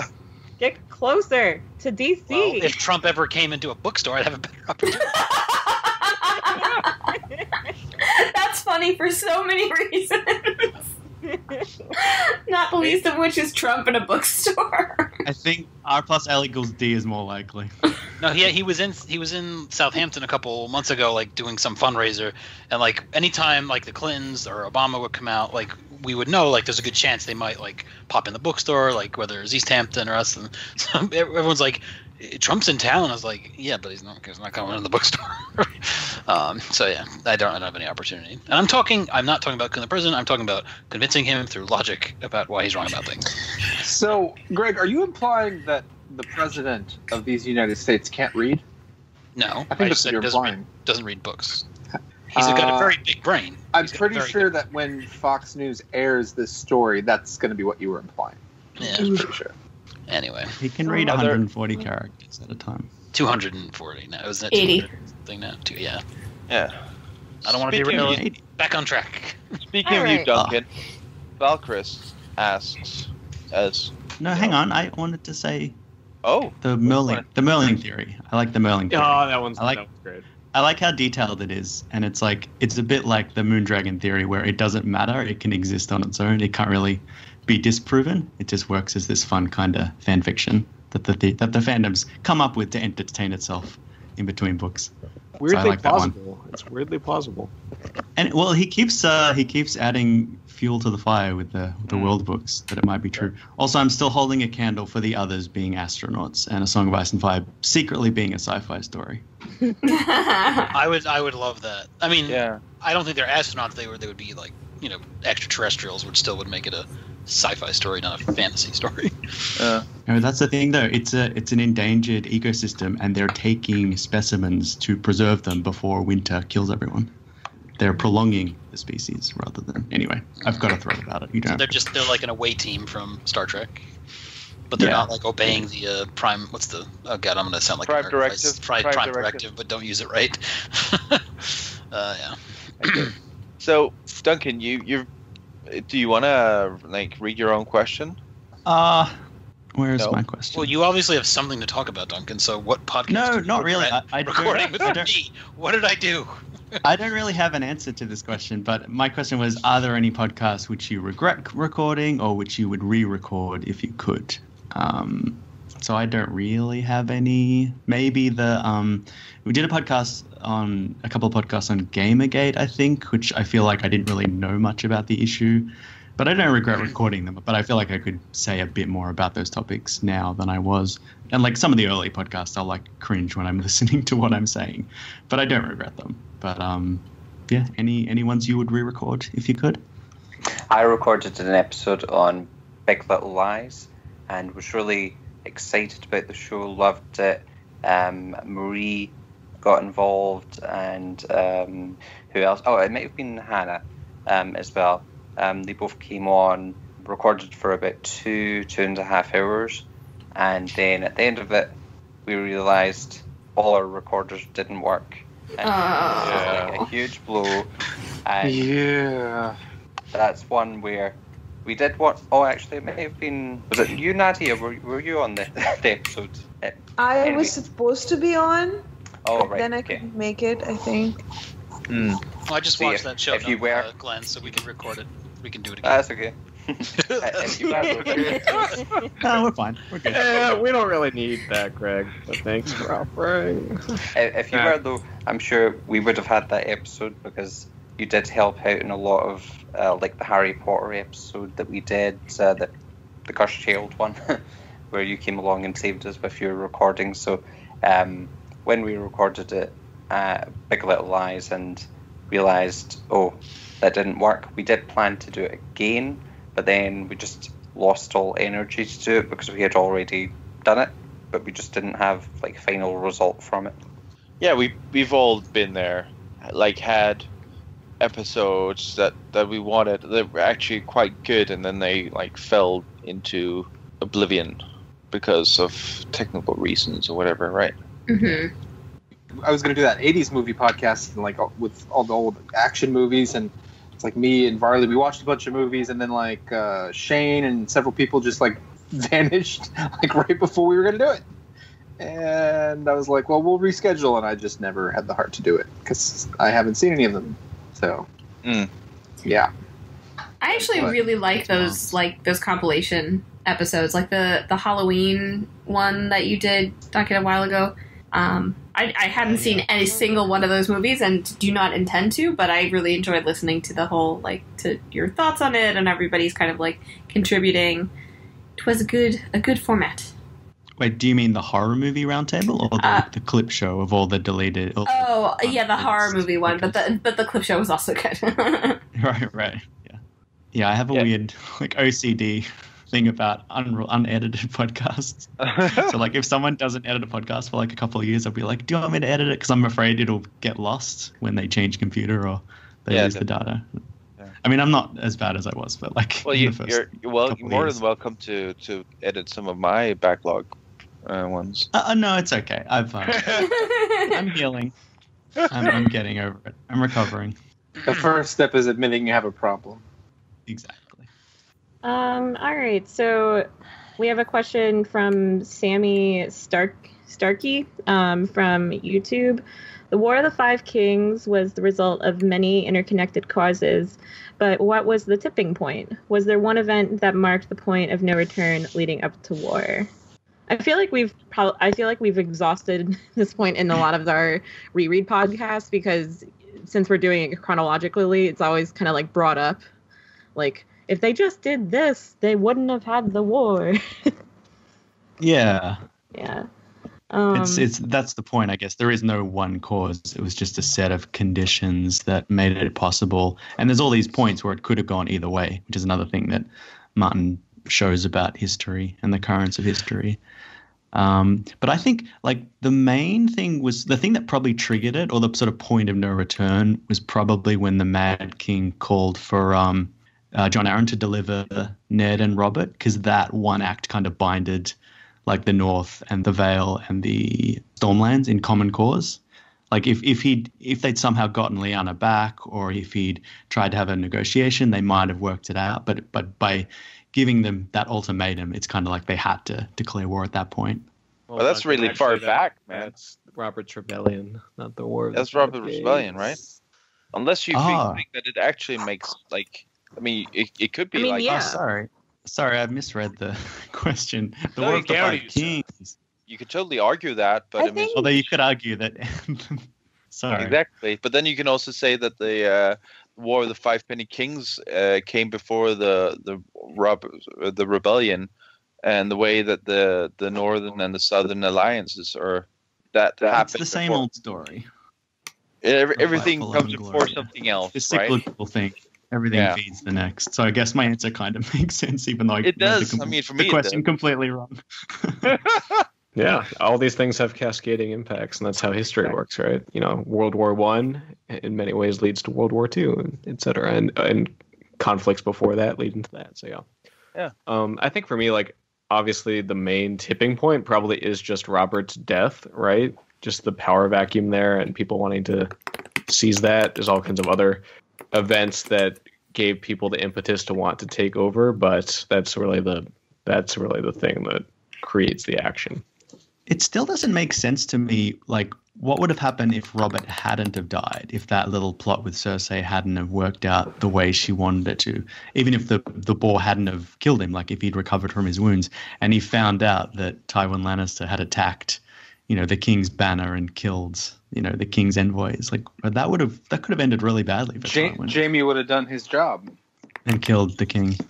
Well, Jaime wasn't in the capital though at that point. He was in the Riverlands, besieging Riverrun.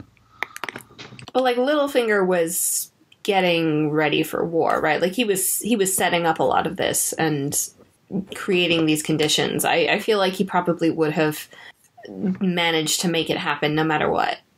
I think Ned's death might have been the point of no return, because at that point Robb couldn't go back, and then it had to be war after that. If Joffrey hadn't executed Ned, they would have had a chance for a truce or peace. Mm-hmm. Yeah. But don't you think there would have been war either way if they found out? Let's say Robert finds out and he kills Cersei. Well, now he's at war with the Lannisters, right? Well, yeah, there were a lot of reasons, but I feel like that was the final. No, but I just mean the opponents and the sides would have been different, but there would have been a war regardless. I mean, there still would have been a war between Stannis. Yeah, Stannis and the Lannisters still would have gone to war because he considered himself next in line. But Robb might have sued for peace if he could get his father back, and he might not have even had to choose a side. He might just have to have remained in the north and remain neutral, and then the Greyjoys wouldn't have been able to invade. Yeah, but if Ned survived, he would have declared for Stannis. Well, the terms would be that he'd have to join the Night's Watch, which he'd probably have stuck to. Yeah, but then the Starks still would have, though. Declared for Stannis. Maybe. Right? I mean, Ned might have been able to convince Robb that it's better to remain neutral. I don't know. Yeah, it's hard to, because the last we see of Ned is in this kind of fever dream, like where he can't quite think straight. Yeah. And like, would Ned going to the Night's Watch be like, oh, I can no longer give my son advice because I have been exiled and, honor and blah, blah, blah. He might not have considered a legitimate, just ruling and rebelled. Yeah, it's hard to do. Yeah, the North might have declared for Stannis, in which case the Lannisters might have been crushed. But then there's Renly, he's a bit of a wild card. I don't know.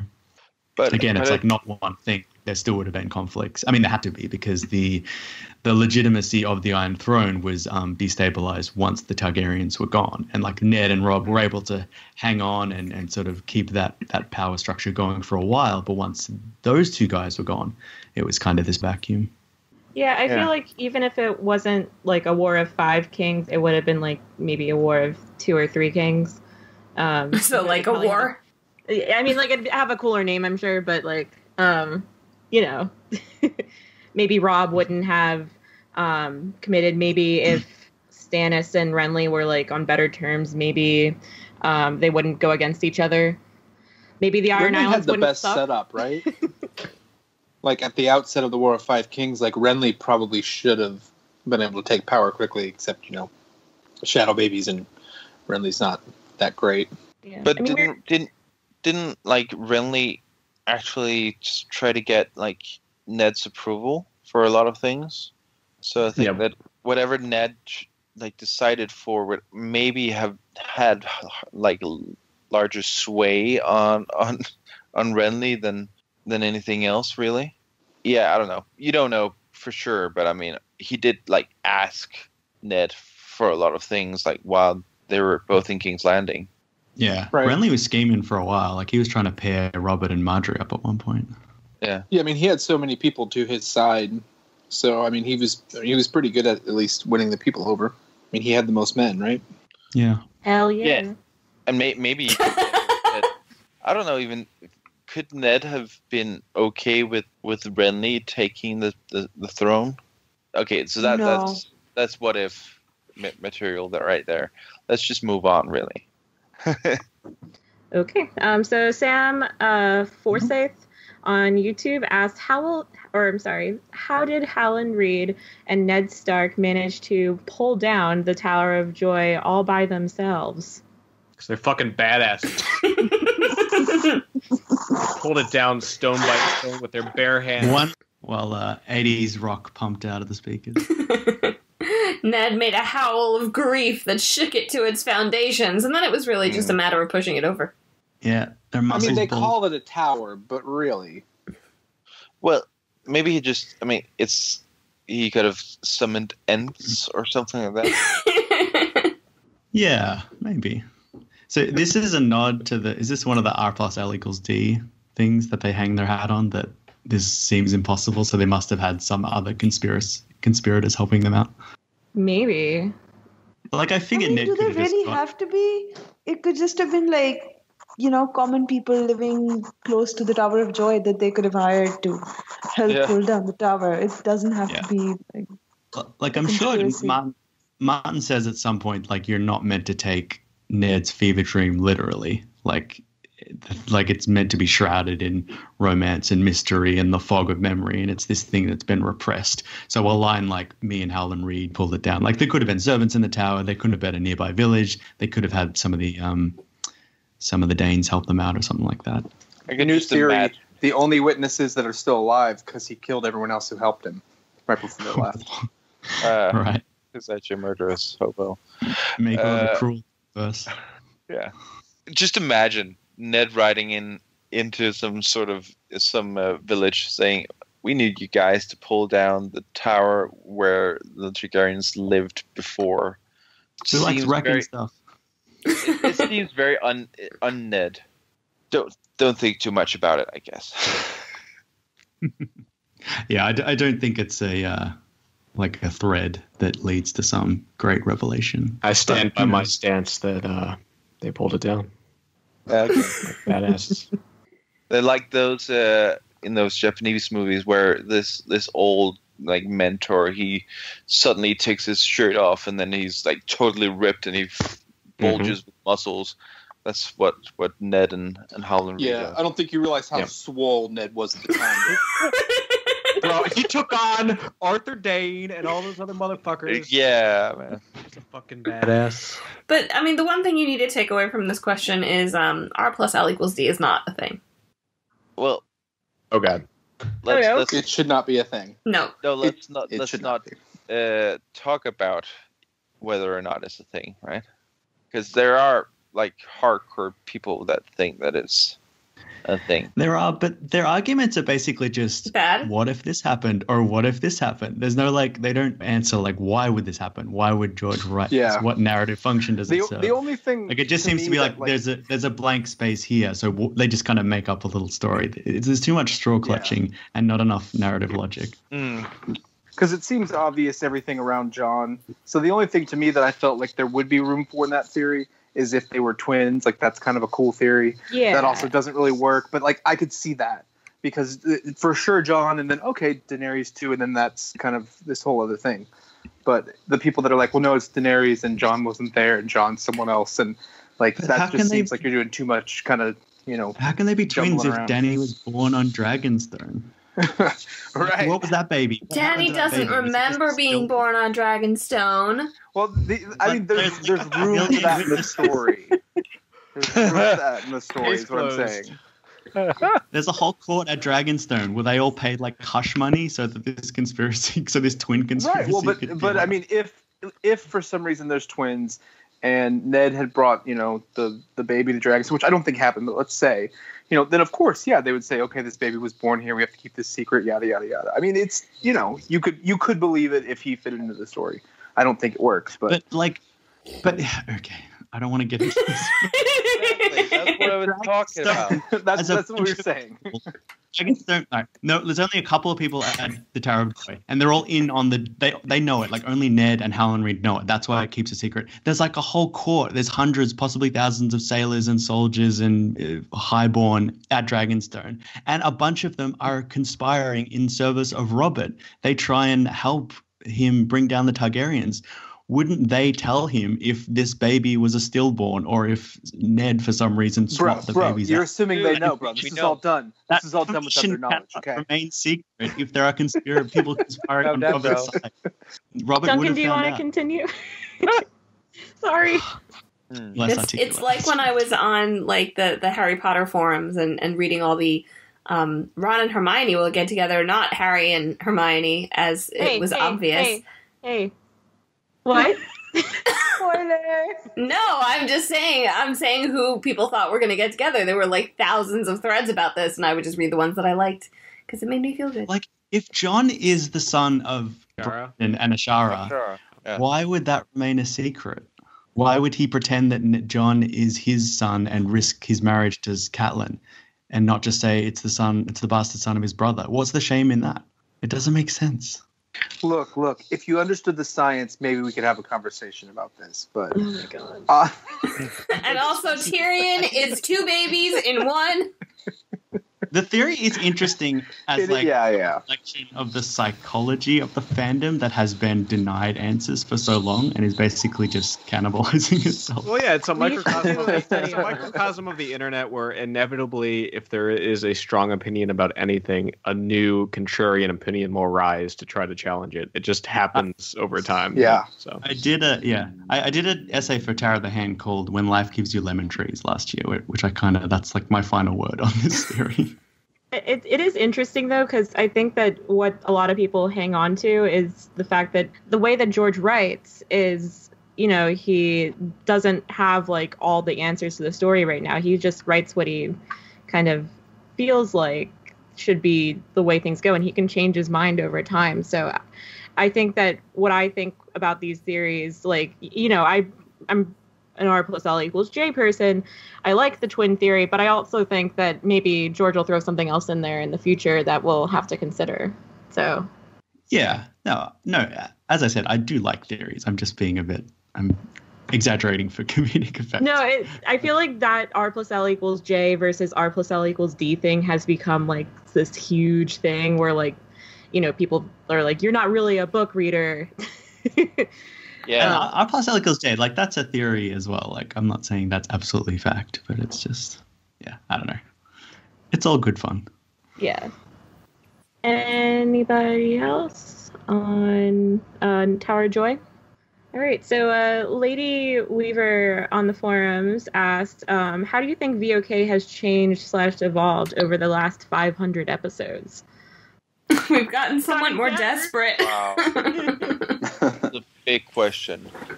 I think it would be around editing, because in the beginning we were inexperienced. We would record, and like my episodes, most of it would stay in the episode. It wouldn't be chopped out.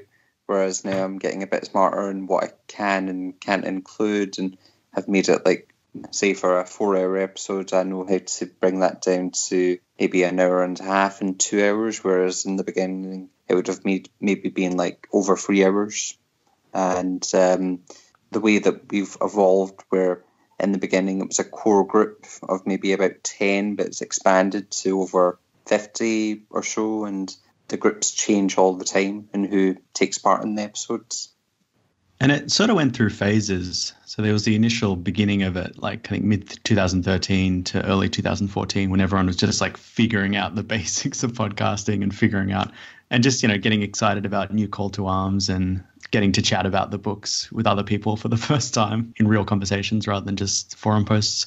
So that was, like, there's a lot of excitement in that point. And I think the first sort of big rush of new people was like Game of Thrones season 4. There seems to be, like, a lot of people. That was sort of the last big season that people got excited about.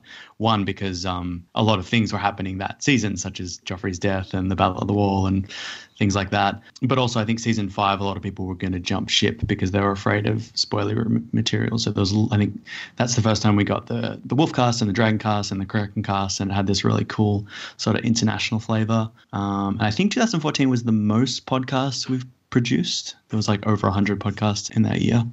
And then I guess the third phase would have been like the reread in 2015. And that brought in a lot of new people from YouTube. And that's sort of the longest sort of podcast series that we've done, with like 70 plus episodes so far. Yeah, that's been very good, like, times for like growing the fan base, if you want to talk about that again.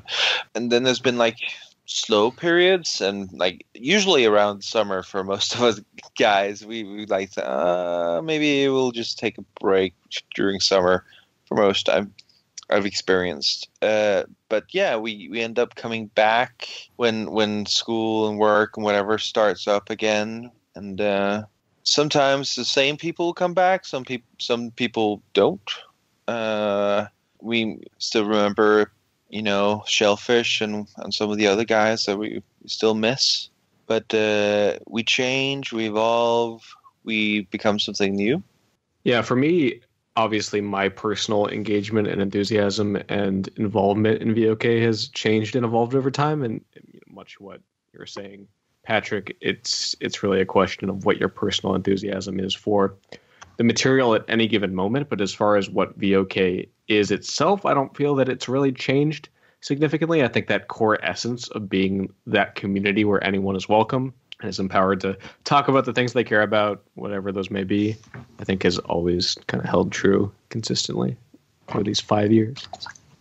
Although there does seem to be like there's almost like a generational shift with VOK. Like you had the people who are on the forums who saw the beginning of the podcast and started participating in it. And then you've got people coming in from YouTube, which is almost like the second generation. And everyone's still like podcasts together, but it's funny how you see like the core crew evolving over the course of the podcast. But as you say, it still retains a lot of the same like flavor and a lot of the same topics and a lot of the same in-jokes over that time.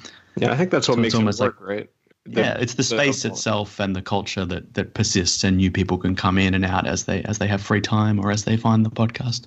Because the fact of the matter is, we may, if it was just the same people from the jump, we may not have continued because we may not have continued to have that enthusiasm and that. Yeah. So.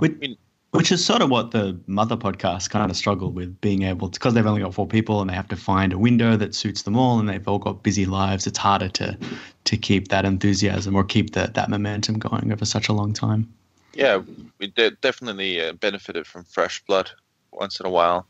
And also, I mean, a lot of these people that come in, they like sort of buy into the whole idea of our jokes and our I've heard several times from a few of these new podcasters that have become staples in our group that they seem like they felt like when they listened to us that they're part of this friend group, and then they could feel part of something bigger, and being able to join was being able to actually talk to these people that they felt like were friends, so to say. So, and then, shout out to Marie, who I'm basically quoting for this. So, yeah, I mean, I don't know what we have done to make it more like we're like this open, friendly group, but we try to at least, you know. I'm glad that you guys accepted like my input for a long while. So, I think wasn't easy. Wasn't easy. No, I mean, I am quite. So, yeah, I think that's kind of a weird thing, you know, because like the joke is like with most of us is like we don't ever really think anyone's listening, you know, and then like people show up at meetups or people come on and like some people have said that, you know, same thing like she said. It's like, oh, I kind of feel like I know you guys sort of a little bit, you know. It's like, you know, you listen to a radio show or something, you know, the voices coming out of the box and all that. But there are people that are like, oh, that's such a Patrick thing to do, and you know, it's like their first episode with you, right? You know, you're like, what? So, which is a little weird, but also like it's like again, I always feel like we're the only ones that listen, right? Like we record so that when we're not on, we can listen to each other. But right. Yeah, people like Greg or Bina or whoever have like whole like personas that people are like, oh my god, is that Greg? He's the book owner. Bina, there are so many people that are like, I saw a comment through stuff that are like, Bina's my favorite podcaster. Like, everybody loves Bina because obviously Bina's awesome. I think that's what White Raven has a fandom, I think. Exactly, yeah. I'm part of it. Same. Number 1 fan. Brett's president. Yeah, we should sell White Raven posters. Yeah. Get the teen girl market. Like, you mean the teen Zach market? And why haven't we had him go to one of those YouTuber conventions? Right? Isn't that where all of the kids are? We can put all this money that we're making towards his baby's college fund or whatever. We should have like a YouTube moon. pranks. We have like a moon that's cracked, and then like brackets like in like whisper, White Raven underneath. He can just walk around. It'll be shirtless Ned, Howlin' Reed, and Brett all on the front, pulling down the Tower of Joy together, lifting bricks. Their muscles glistening in the moonlight of the cracked. You got me sold. All right, so Lady Weaver also asked, how do you think being a part of VOK has affected you? Which I feel like we've kind of answered already, but I mean, it's a part of my life now. More so than it was when I was just a listener. So I feel like when like people ask me like if I have a hobby, I usually like, you know, list baking or this. So yeah, I've also stopped shouting at my computer, which I did before. Are you like your anger management? Yeah. No, but I had like a few like Game of Owns and Song Ice and Fire podcast that whenever they said something, I was like, this is so obvious. Why aren't you including this in your theory or whatever? I felt like I was yelling at the computer, telling them to consider this. So I've gotten an outlet. That's good. Yeah, I think the outlet's the big thing because, like, I started reading just after the show, so 2011. So there was 2 years where I had no one to talk about this book series that I was obsessed with, and I would try and go on forums like Westeros and things like that, and it was okay, but it felt very impersonal, and often the comments were very like aggressive sometimes or overly pedantic. So I didn't feel that sense of community, and occasionally I would find people who were into the show, but as soon as I started talking to them, they got a point where they weren't as invested in the show as I was. Like, we couldn't really, geek out about the characters the way I wanted to. So that was a big part, like finding, this is kind of my first fandom. So it was really fun to sort of throw myself into it and really just get stuck into this book series that I love and express why I loved it. But I think it's also like given me, I don't know, a lot of confidence, just being able to talk to people and moderate discussions and put forth opinions in a way that's not completely incoherent. And also like technical things like audio editing. I basically taught myself how to edit just because I had to, just to put these things together and get them out because people were relying on. And given the level of quality of the things that you've made, I think you could legitimately leverage that for some kind of actual opportunity. So that's obviously hugely valuable. I think the FCR is like its own diploma. Yeah, for me, it's a lot of the same things we've talked about from the start. This idea of just having a space to talk about the things you love with other people who share that enthusiasm and are obviously great friends to be a part of and to enjoy things with. I think the next level of that, though, is that it's helped me to really organize my thoughts on the things I love and not just say that I love this, but explain why. And that's something that I find really just gratifying to me as a person, to be able to say, this is what I love and this is why. And I think that that's just great. And VOK has been enormously beneficial to me to get me to be better at doing that. So that's a big thing. It's benefited me. Yeah, and I was so impressed with, like, when I first started listening, the intelligence of, like, the discussion, especially the third feast dance, where Bina had this really interesting analysis of Jaime and Cersei, which just got me so excited, like, because you're dealing with so many interesting points of view and so many articulate people, you kind of have to up your game and really think about what you want to say to people. And yeah, it's great.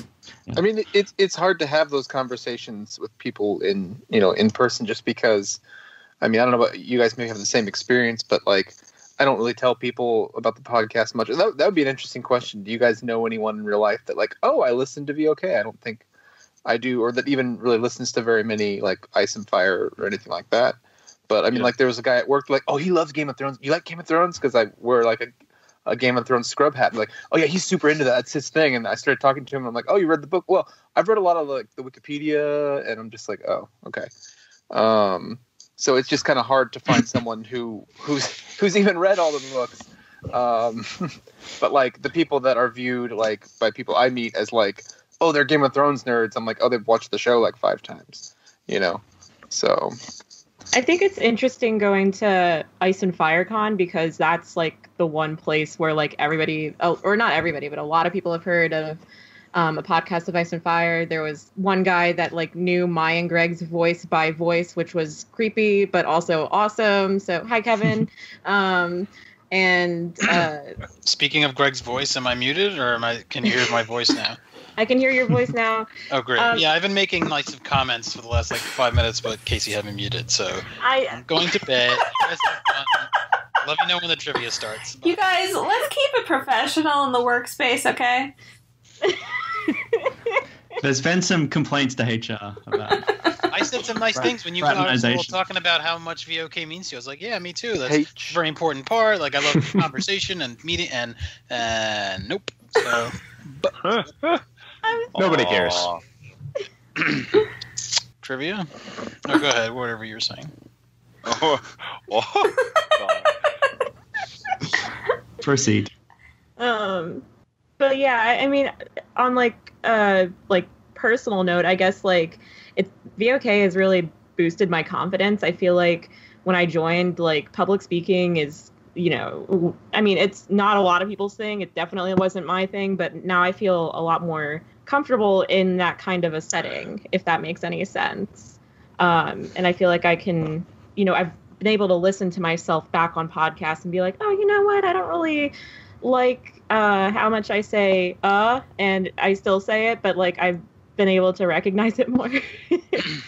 Yeah, I mean, honestly, for me, I think I just like having like other people in the world who I can consider friends. Do you know what I mean? Like I like having friends, but it's that's ridiculous.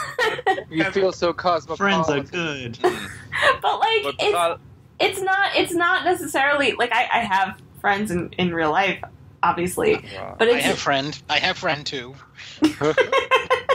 Yeah, I mean, I'm not gonna say if they would go more than like the count of my fingers, but anyway, it's just nice to have people that you can just fall into conversation with, and not like we care about each other, and we also like discussing things together for particular reasons, and I don't know, that's what I like most. Yeah, that's another thing I've loved, being able to go traveling and to meet up people, in Scotland or London. Like that's, I don't know, just knowing people in other parts of the world. And I might be going to America next year, so I'm hoping to meet some people there. You'll get to go to Ohio. You got to save on those hotel fees. I know. Well, yeah, couch crashing is also a good plot. Yeah. It would be hilarious. Not that I'll be doing any of that. Just go to Ohio and then go back to Australia. That's just a very specific visit. There's a 50-50 chance I might get to, because I'm maybe doing a conference in DC, so I might be able to get to Ice and Fire next year. Because that's like the mecca of my Song of Ice and Fire fandom dreams. Yeah, I don't really have a couch to crash on, so I'm sorry. No, that's all right. Well, I can get uni to pay, so I'll just get them to book me a hotel. So it's all right. So, so guys, come to Denmark. I want in on this duck thing. I want to go to Duckmas. Yeah. Oh, it's the Hallowmas. It's the 10th of November every year. It's pretty easy to plan. It's called Mortensoften, guys. Get it right. Yeah, it's Morton's Eve, really. Pardon? Wait, it's on the same day every year? Yeah. Like Armistice Day, Remembrance Day. Those are made up. Like November 11th, right? National It used Donut to Day. be Remembrance. November. Yeah. Pretzel Day. Pizza Day. Oh, I thought you said the 11th. I was like, dang, they're stepping on some tradition there. But we were here first. Okay. We were here first. So now, yeah, but I mean, come to Denmark. I'd love to show you around. I did show Imogen, OB, around when she was there. Yeah, I'd love to see some of you guys around. The way you said that, Patrick. it can't. I mean, what'll happen? It's sort of weird to beg for people to come visit me.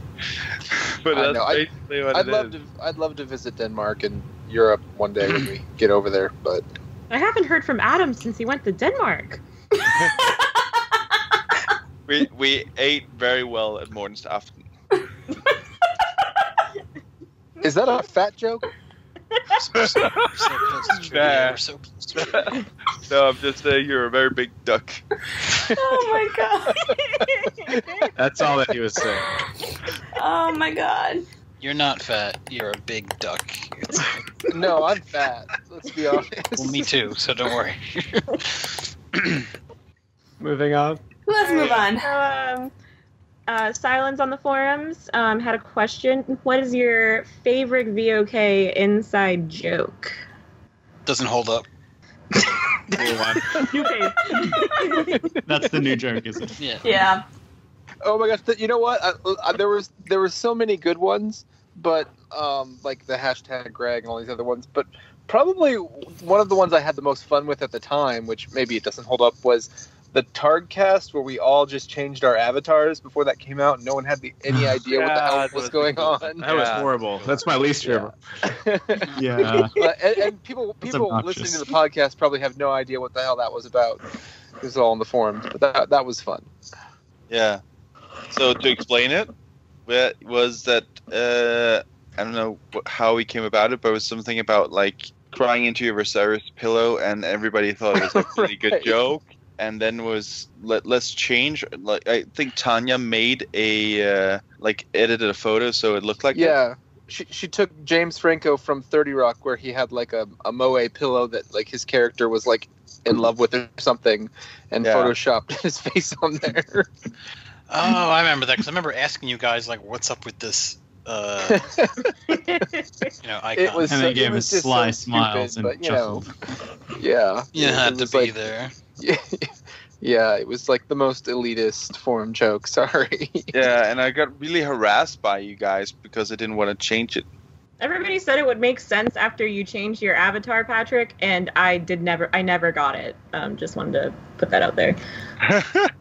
You needed to listen to the episode, so if you don't understand it, that's because you have listened to the episode. A long time ago. It's so inside, only the person who's making the joke got it.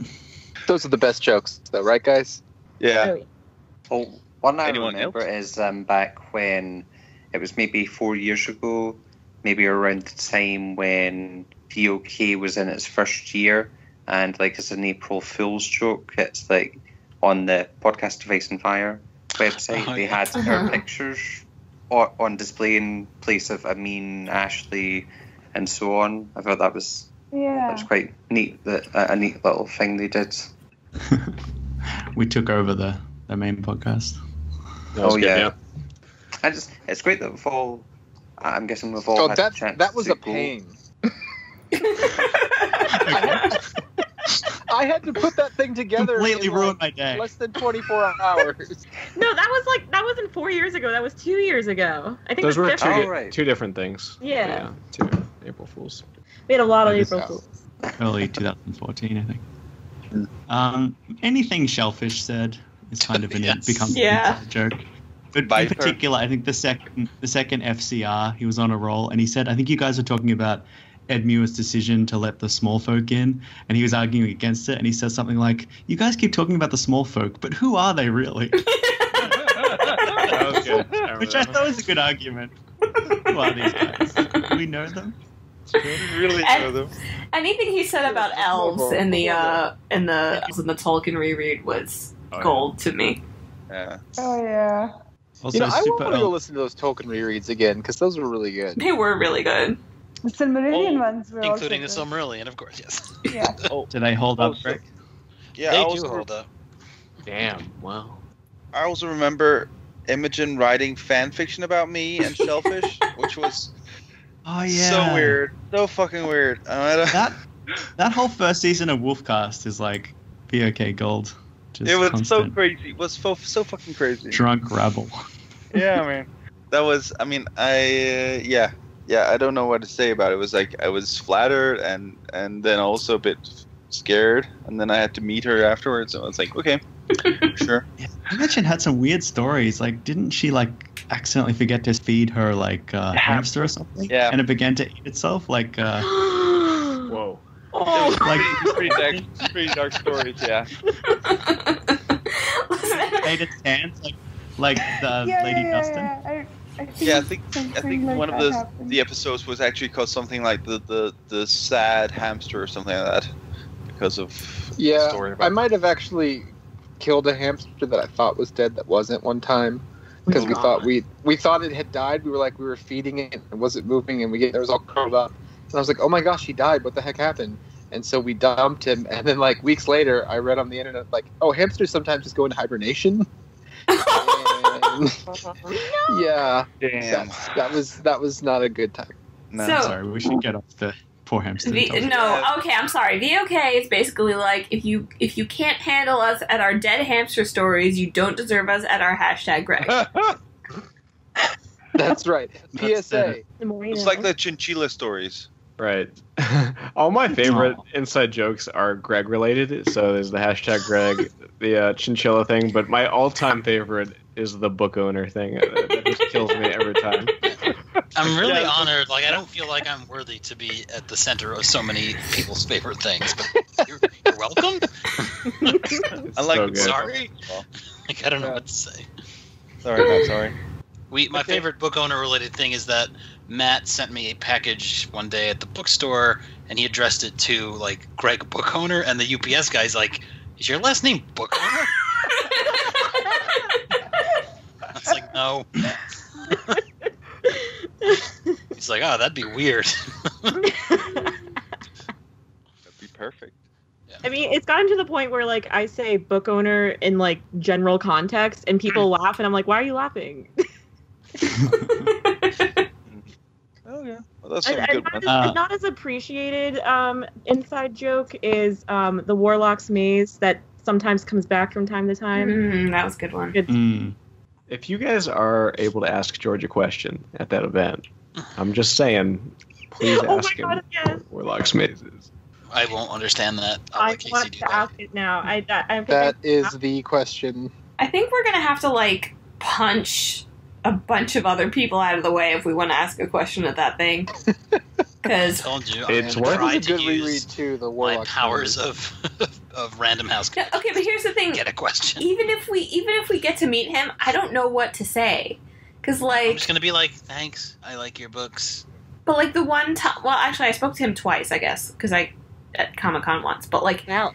No, it was 2 seconds at a book signing. But my main George story is that, like, I went and I sat in Barnes & Noble for 6 hours after Dance with Dragons came out, and I read the book with a million other people, and then I got up to the signing line, and I was like, I love Sansa, and thank you for Sansa. And he was like, oh, she's not in this one. And I was like, I know. I killed her in the first chapter. Well, she had one chapter in that book, didn't she? I forget. No. No, she's not in Dance at all. That sounds like a very it sounds like a Greg joke, actually. I feel like you guys would get along. Yeah, probably. Thank you. It's not a compliment. I'm just going to talk to him about my chinchillas. It's not a compliment. Dave and Stan tried to kill Davos, and now I just have Davos. So, like, I think that's what I'll talk about. Yeah, that's a terrible story. Yeah, but it's a story he's guaranteed never to have heard before.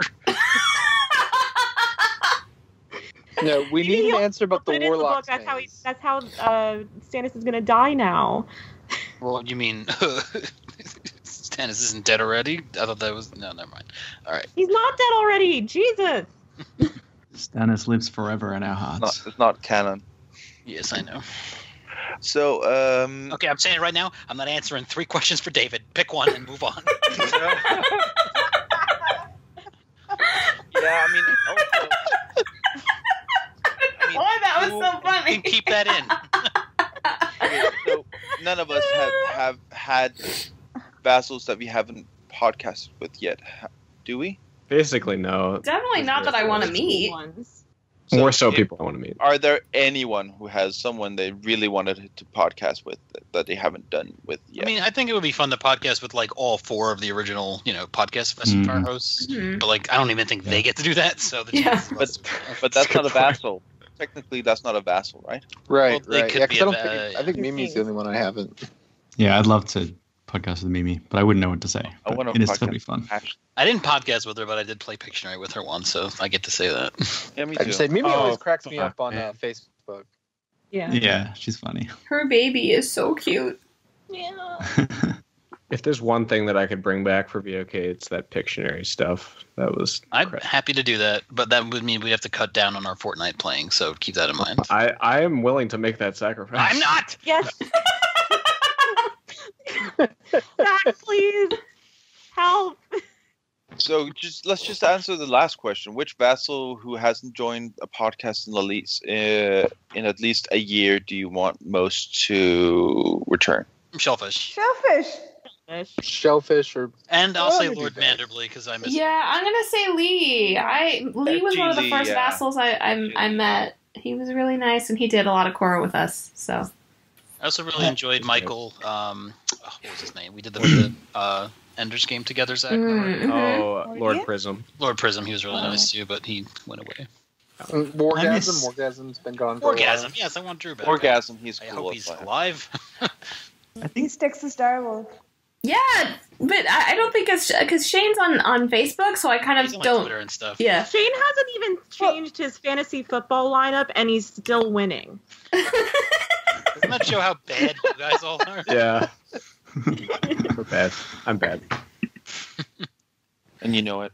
We all know I'm gonna win. I mean, Oh, we'll see. On the James Conner lottery. Anyway. He's got a great pretty much. I'd love to podcast with Vikram again. Yeah. Yeah. He was my first. He was the host of my first one, so I'm kind of wondering what he's been up to. I think he just got married and had a life. But Actually, he's like, I can't can't let anyone find out. Yeah, I'd also like just to gather the old Wolfcast crew from when I started. It felt really, really great to podcast with those guys. Gather the wolf pack back together. Yeah. you can howl now if you want and see if anyone. Nah. One last fine. It was really great. I felt really like it was really good dynamics there. But it was good. I thoroughly enjoyed listening to Wolfcast. I mean, I enjoyed ours as well, but like it was an experience. It was a very eclectic mix of review shows. It was. They all had a different mood. Yeah, and they were all good. Yeah. I think she's been on in the past year, but I miss Lady Griffin. I really loved hearing her. Yeah, Katie. Yeah, she should really pod with us more. Yeah, Amanda, Morty, she's so eloquent and like she has such a great like biting, acerbic wit. Mm-hmm. Yes. I love it. Like I aspire to be more like her, but I will never be. I love listening to her, but she kind of intimidates me with how clever she is at times. I wouldn't want to be in an She's the argument. American Bina. I know what you mean. Yep. I'm gonna message her that. There's still that after show on one of the Dragon casts where it was like we all showed pictures of us holding White Raven's baby, and she was like, "I thought we were all celibate," and I just died. And I loved her recounting the first time she read The Red Wedding. It was basically just like her body was just shutting down in shock. Yeah. And sending her into a fit. Yeah, so her last one was, I think, the video game one. And then Last Jedi, it looks like. Guys, what was up with The Last Jedi? Sorry. Let's not go there. Okay. Such a good movie. It was just so good. Shut up, it was a great movie. I liked it. Oh, but we did like Blade Runner, and then we did Last Jedi. We did a couple. I mean, she did a couple over the course of like a month or two there, I think. And then Yeah, she's in and out. She's not like shellfish, we're just permanently. We just got to find movies that she's interested in. See, here's the thing: like when people disappear, but they're or like aren't on the podcast, but they're still like online. I'm like, okay, like I miss podcasting with you, but at least like you're still around. When people disappear, I'm like, you're dead. So. Yep. Well, that's almost more exciting to me than the book itself. Is when the winter comes out. Oh, people dying? Oh. Okay. What are you saying, Duncan? Clarify, Duncan. What I was trying to say was, the Winds of Winter, what's exciting is all these people will come back when it's released that have drifted away. I think you're just looking forward to a murder vacation. My favorite part of VOK is watching people die. Yeah, Duncan went to Denmark and we haven't heard from Patrick. He was nowhere to be Isn't it Denmark found. where they shot Hostel? Yeah. Hostel? Yeah, I think so. I actually think so. Yes, all right. We've had a few film crews over. Sure. All right. Okay, so last question before the trivia. We do an intermission. I need to walk around and like. Yeah, sure. We'll do it after this question. All right. What other podcasts do you listen to, or would you recommend? So many? All right, thanks. Good. Bye. Well, like I've been listening to nothing but political podcasts for the last year or 2 years for some reason, but like non-political podcasts, I kind of have gone off of the dollop. I still like the concept. I just haven't been as into it. But I'm drawing a complete blank. Yeah, I nitpick and grab ones in the dollop I like. But my commute time went from like a couple hours a day to like 10 minutes a day. So that's my good. Podcast time went away. Yeah. I just listened to there's a lot of podcasts that I'm like, oh, I wish I could listen to that. I'm like, yeah, I'm fine. Well, there's a couple I can recommend. Friendly Fire is part of Maximum Fun. It's like a war movie podcast. There's 3 guys talking about like a war movie, and they compare it to like how accurate it was, if it holds up. Some of them hold up, some of them don't. But that's really good. And then Brattlecast is I'm probably the only person who would care about this, but it's a rare book dealer just telling stories about his life and like fun stuff. He owns the Brattle Bookshop in Boston, Ken Gloss. You might know him from Antiques Roadshow. I've been there. Yes, you have.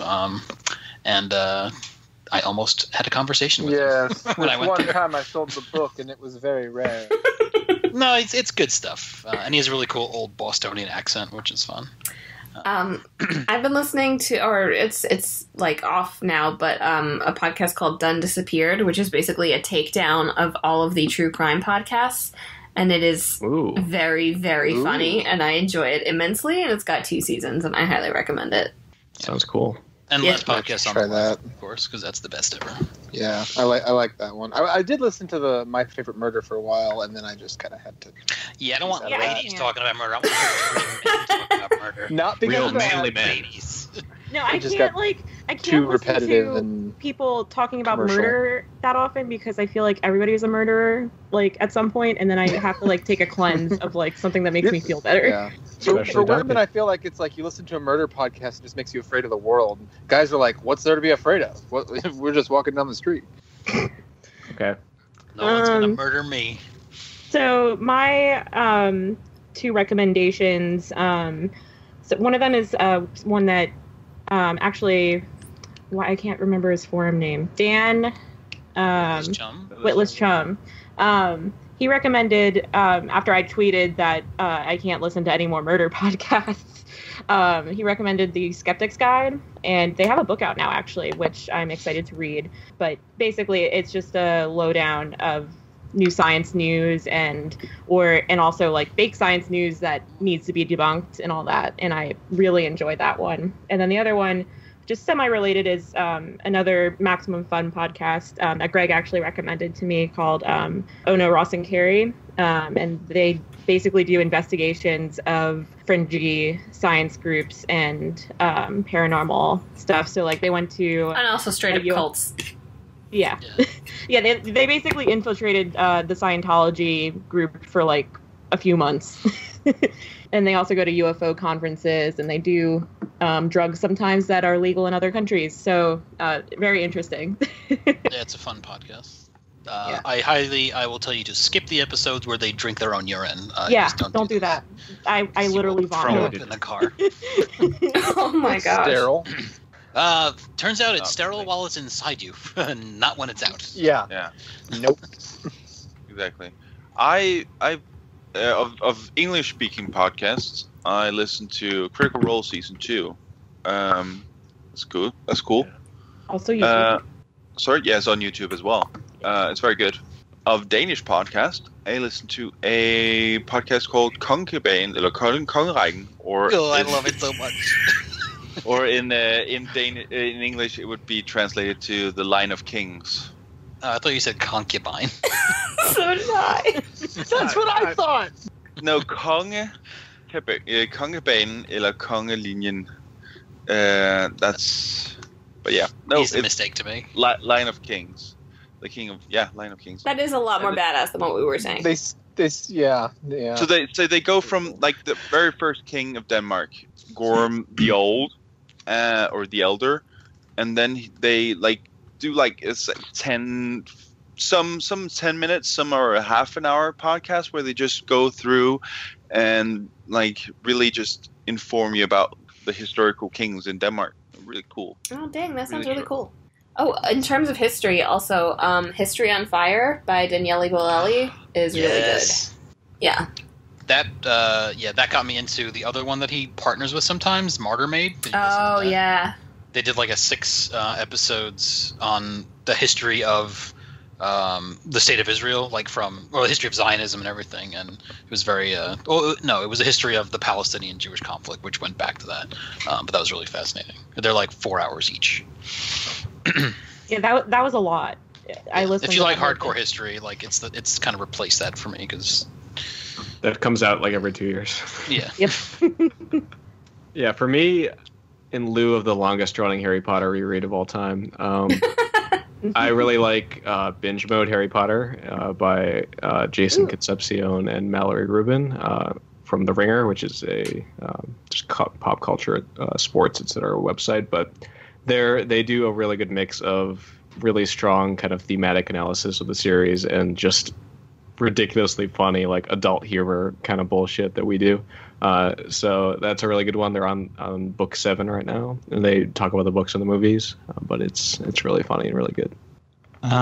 So for me, my favorite podcast at the moment is We Hate Movies, which is it's kind of like Mystery Science Theater, where they just talk about really bad movies, but it's more like a review format. So it's a bunch of comedians just going through lots of terrible movies and just making fun of it. And it's the only podcast I actually do subscribe to their Patreon, just because I love like all of their episodes. They also do reviews of the Star Trek series and make fun of that, and it's just really funny. It's like my favorite podcast. As soon as it appears, I get like a dopamine rush because I just have to listen to it straight away on my iPhone. And other than that, Faculty of Horror, which is a horror movie podcast with these two Canadian academics, and they just talk about different types or different genres of horror, and then bring in lots of sort of academic theory. I thought it was a podcast about the movie The Faculty. Their last podcast was about The Faculty. Really? Yeah, that was the most recently released one. So they only release once per month because they actually do a lot of research and a lot of reading, and they bring in psychology theories, but it also has a very light, funny tone. It's not super serious, but a lot of the ideas are really interesting and academic. And the only A Song of Ice and Fire podcast that I listen to other than APOF and VOK at the moment is one called Unabashed Book Snobs, which is these two critics who write for, I think it's called Fundamentals, and they do really good character discussions. They talk a lot about Dawn. They unlike most of us, they're obsessed with Dawn, and they get really into the political situation and analyze all the characters. They love Quentin for some reason. They get a lot out of him. Is it all Game of Thrones, or do they do other stuff? They do Game of Thrones and A Song of Ice and Fire. So whenever they talk about A Song of Ice and Fire, they're gushing and analyzing and debating. Whenever they talk about Game of Thrones, which they hate, they're basically just vivisecting it or recovering a car crash and trying to figure out what went wrong. And they're very funny as well. So, I mean, I don't mind that show, but the 7th season I had a lot of problems with. So it's interesting to hear them discuss all the structural problems that they had with it. But it is a very... if you like the show, you probably won't like that particular podcast because they're quite harsh on it. So what about like one-offs? Did any of you guys listen to the Dr. Death podcast? No. What do you mean, No, Dirty it's John? only like It's Dirty John. It's like I think it's very similar to Dirty John. I listen to Dirty John too because they're like 5 or 6 episodes or something and they're done, sort of thing. But it was because I work in surgery, so it's about this neurosurgeon in like Texas or whatever that basically butchered people, which is just crazy. What's it called? I'm asking for a friend. It's called Dr. Death, but like the fact that it's interesting as you listen, like the fact that this guy was even allowed to practice and the things that they say he did, like being in surgery, I'd be like, if I saw someone doing that, it would like shock me. So, and he was allowed to go on and keep going and keep going. And so it's the same. It's the same production people as yeah. That's what I said. It's the same people. So well, that's what I'll be listening to all day tomorrow. I did recently listen to the podcast about Nexium from the CBC, which is Nexium is the cult that they were branding women and stuff in upstate New York. Oh, I thought we were talking about heartburn medication. Yeah, with like the former. Is that a Pokemon? With the former actress from Smallville or whatever. Yeah. Creepy. It's super, super intense. But What podcast is that?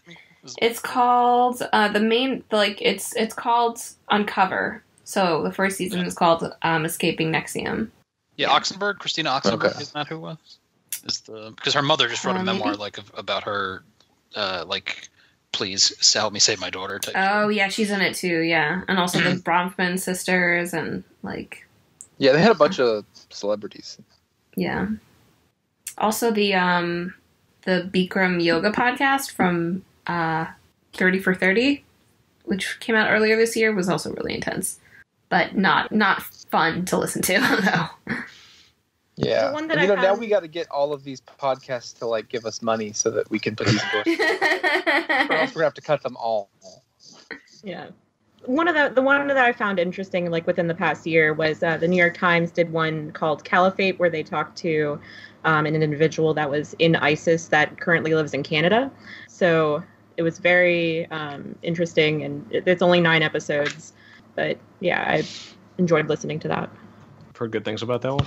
Mm-hmm, same. It's incredibly frustrating, but enlightening. Yeah. Have you guys heard of Serial? What? Oh, it's one of those podcasts, right? Like Honey Nut Cheerios? What's a podcast? What station is it on? The day your grandpa tells you about podcasts is probably talking about That's Serial. my favorite. Whenever someone asks for podcast recommendations and I see like 50 people, do you know about Serial? Okay. Okay. All right, so those are all the questions that we got. Thank you for listening to what is probably going to be a really long podcast. Good luck to whoever's editing this. Thank you guys for joining, and for you people who have listened through all of this, you can find us on the forums, the Podcast of Ice and Fire forums.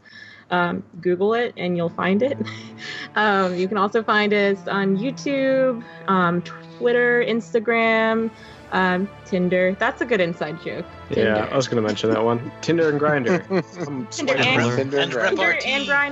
Grindr. Coffee Meets Bagel. What are the other Bumble. ones these days? Bumble. Yes, we are very progressive here. And also on the WordPress. So thanks for listening, and thank you guys. Bye. Bye. Bye.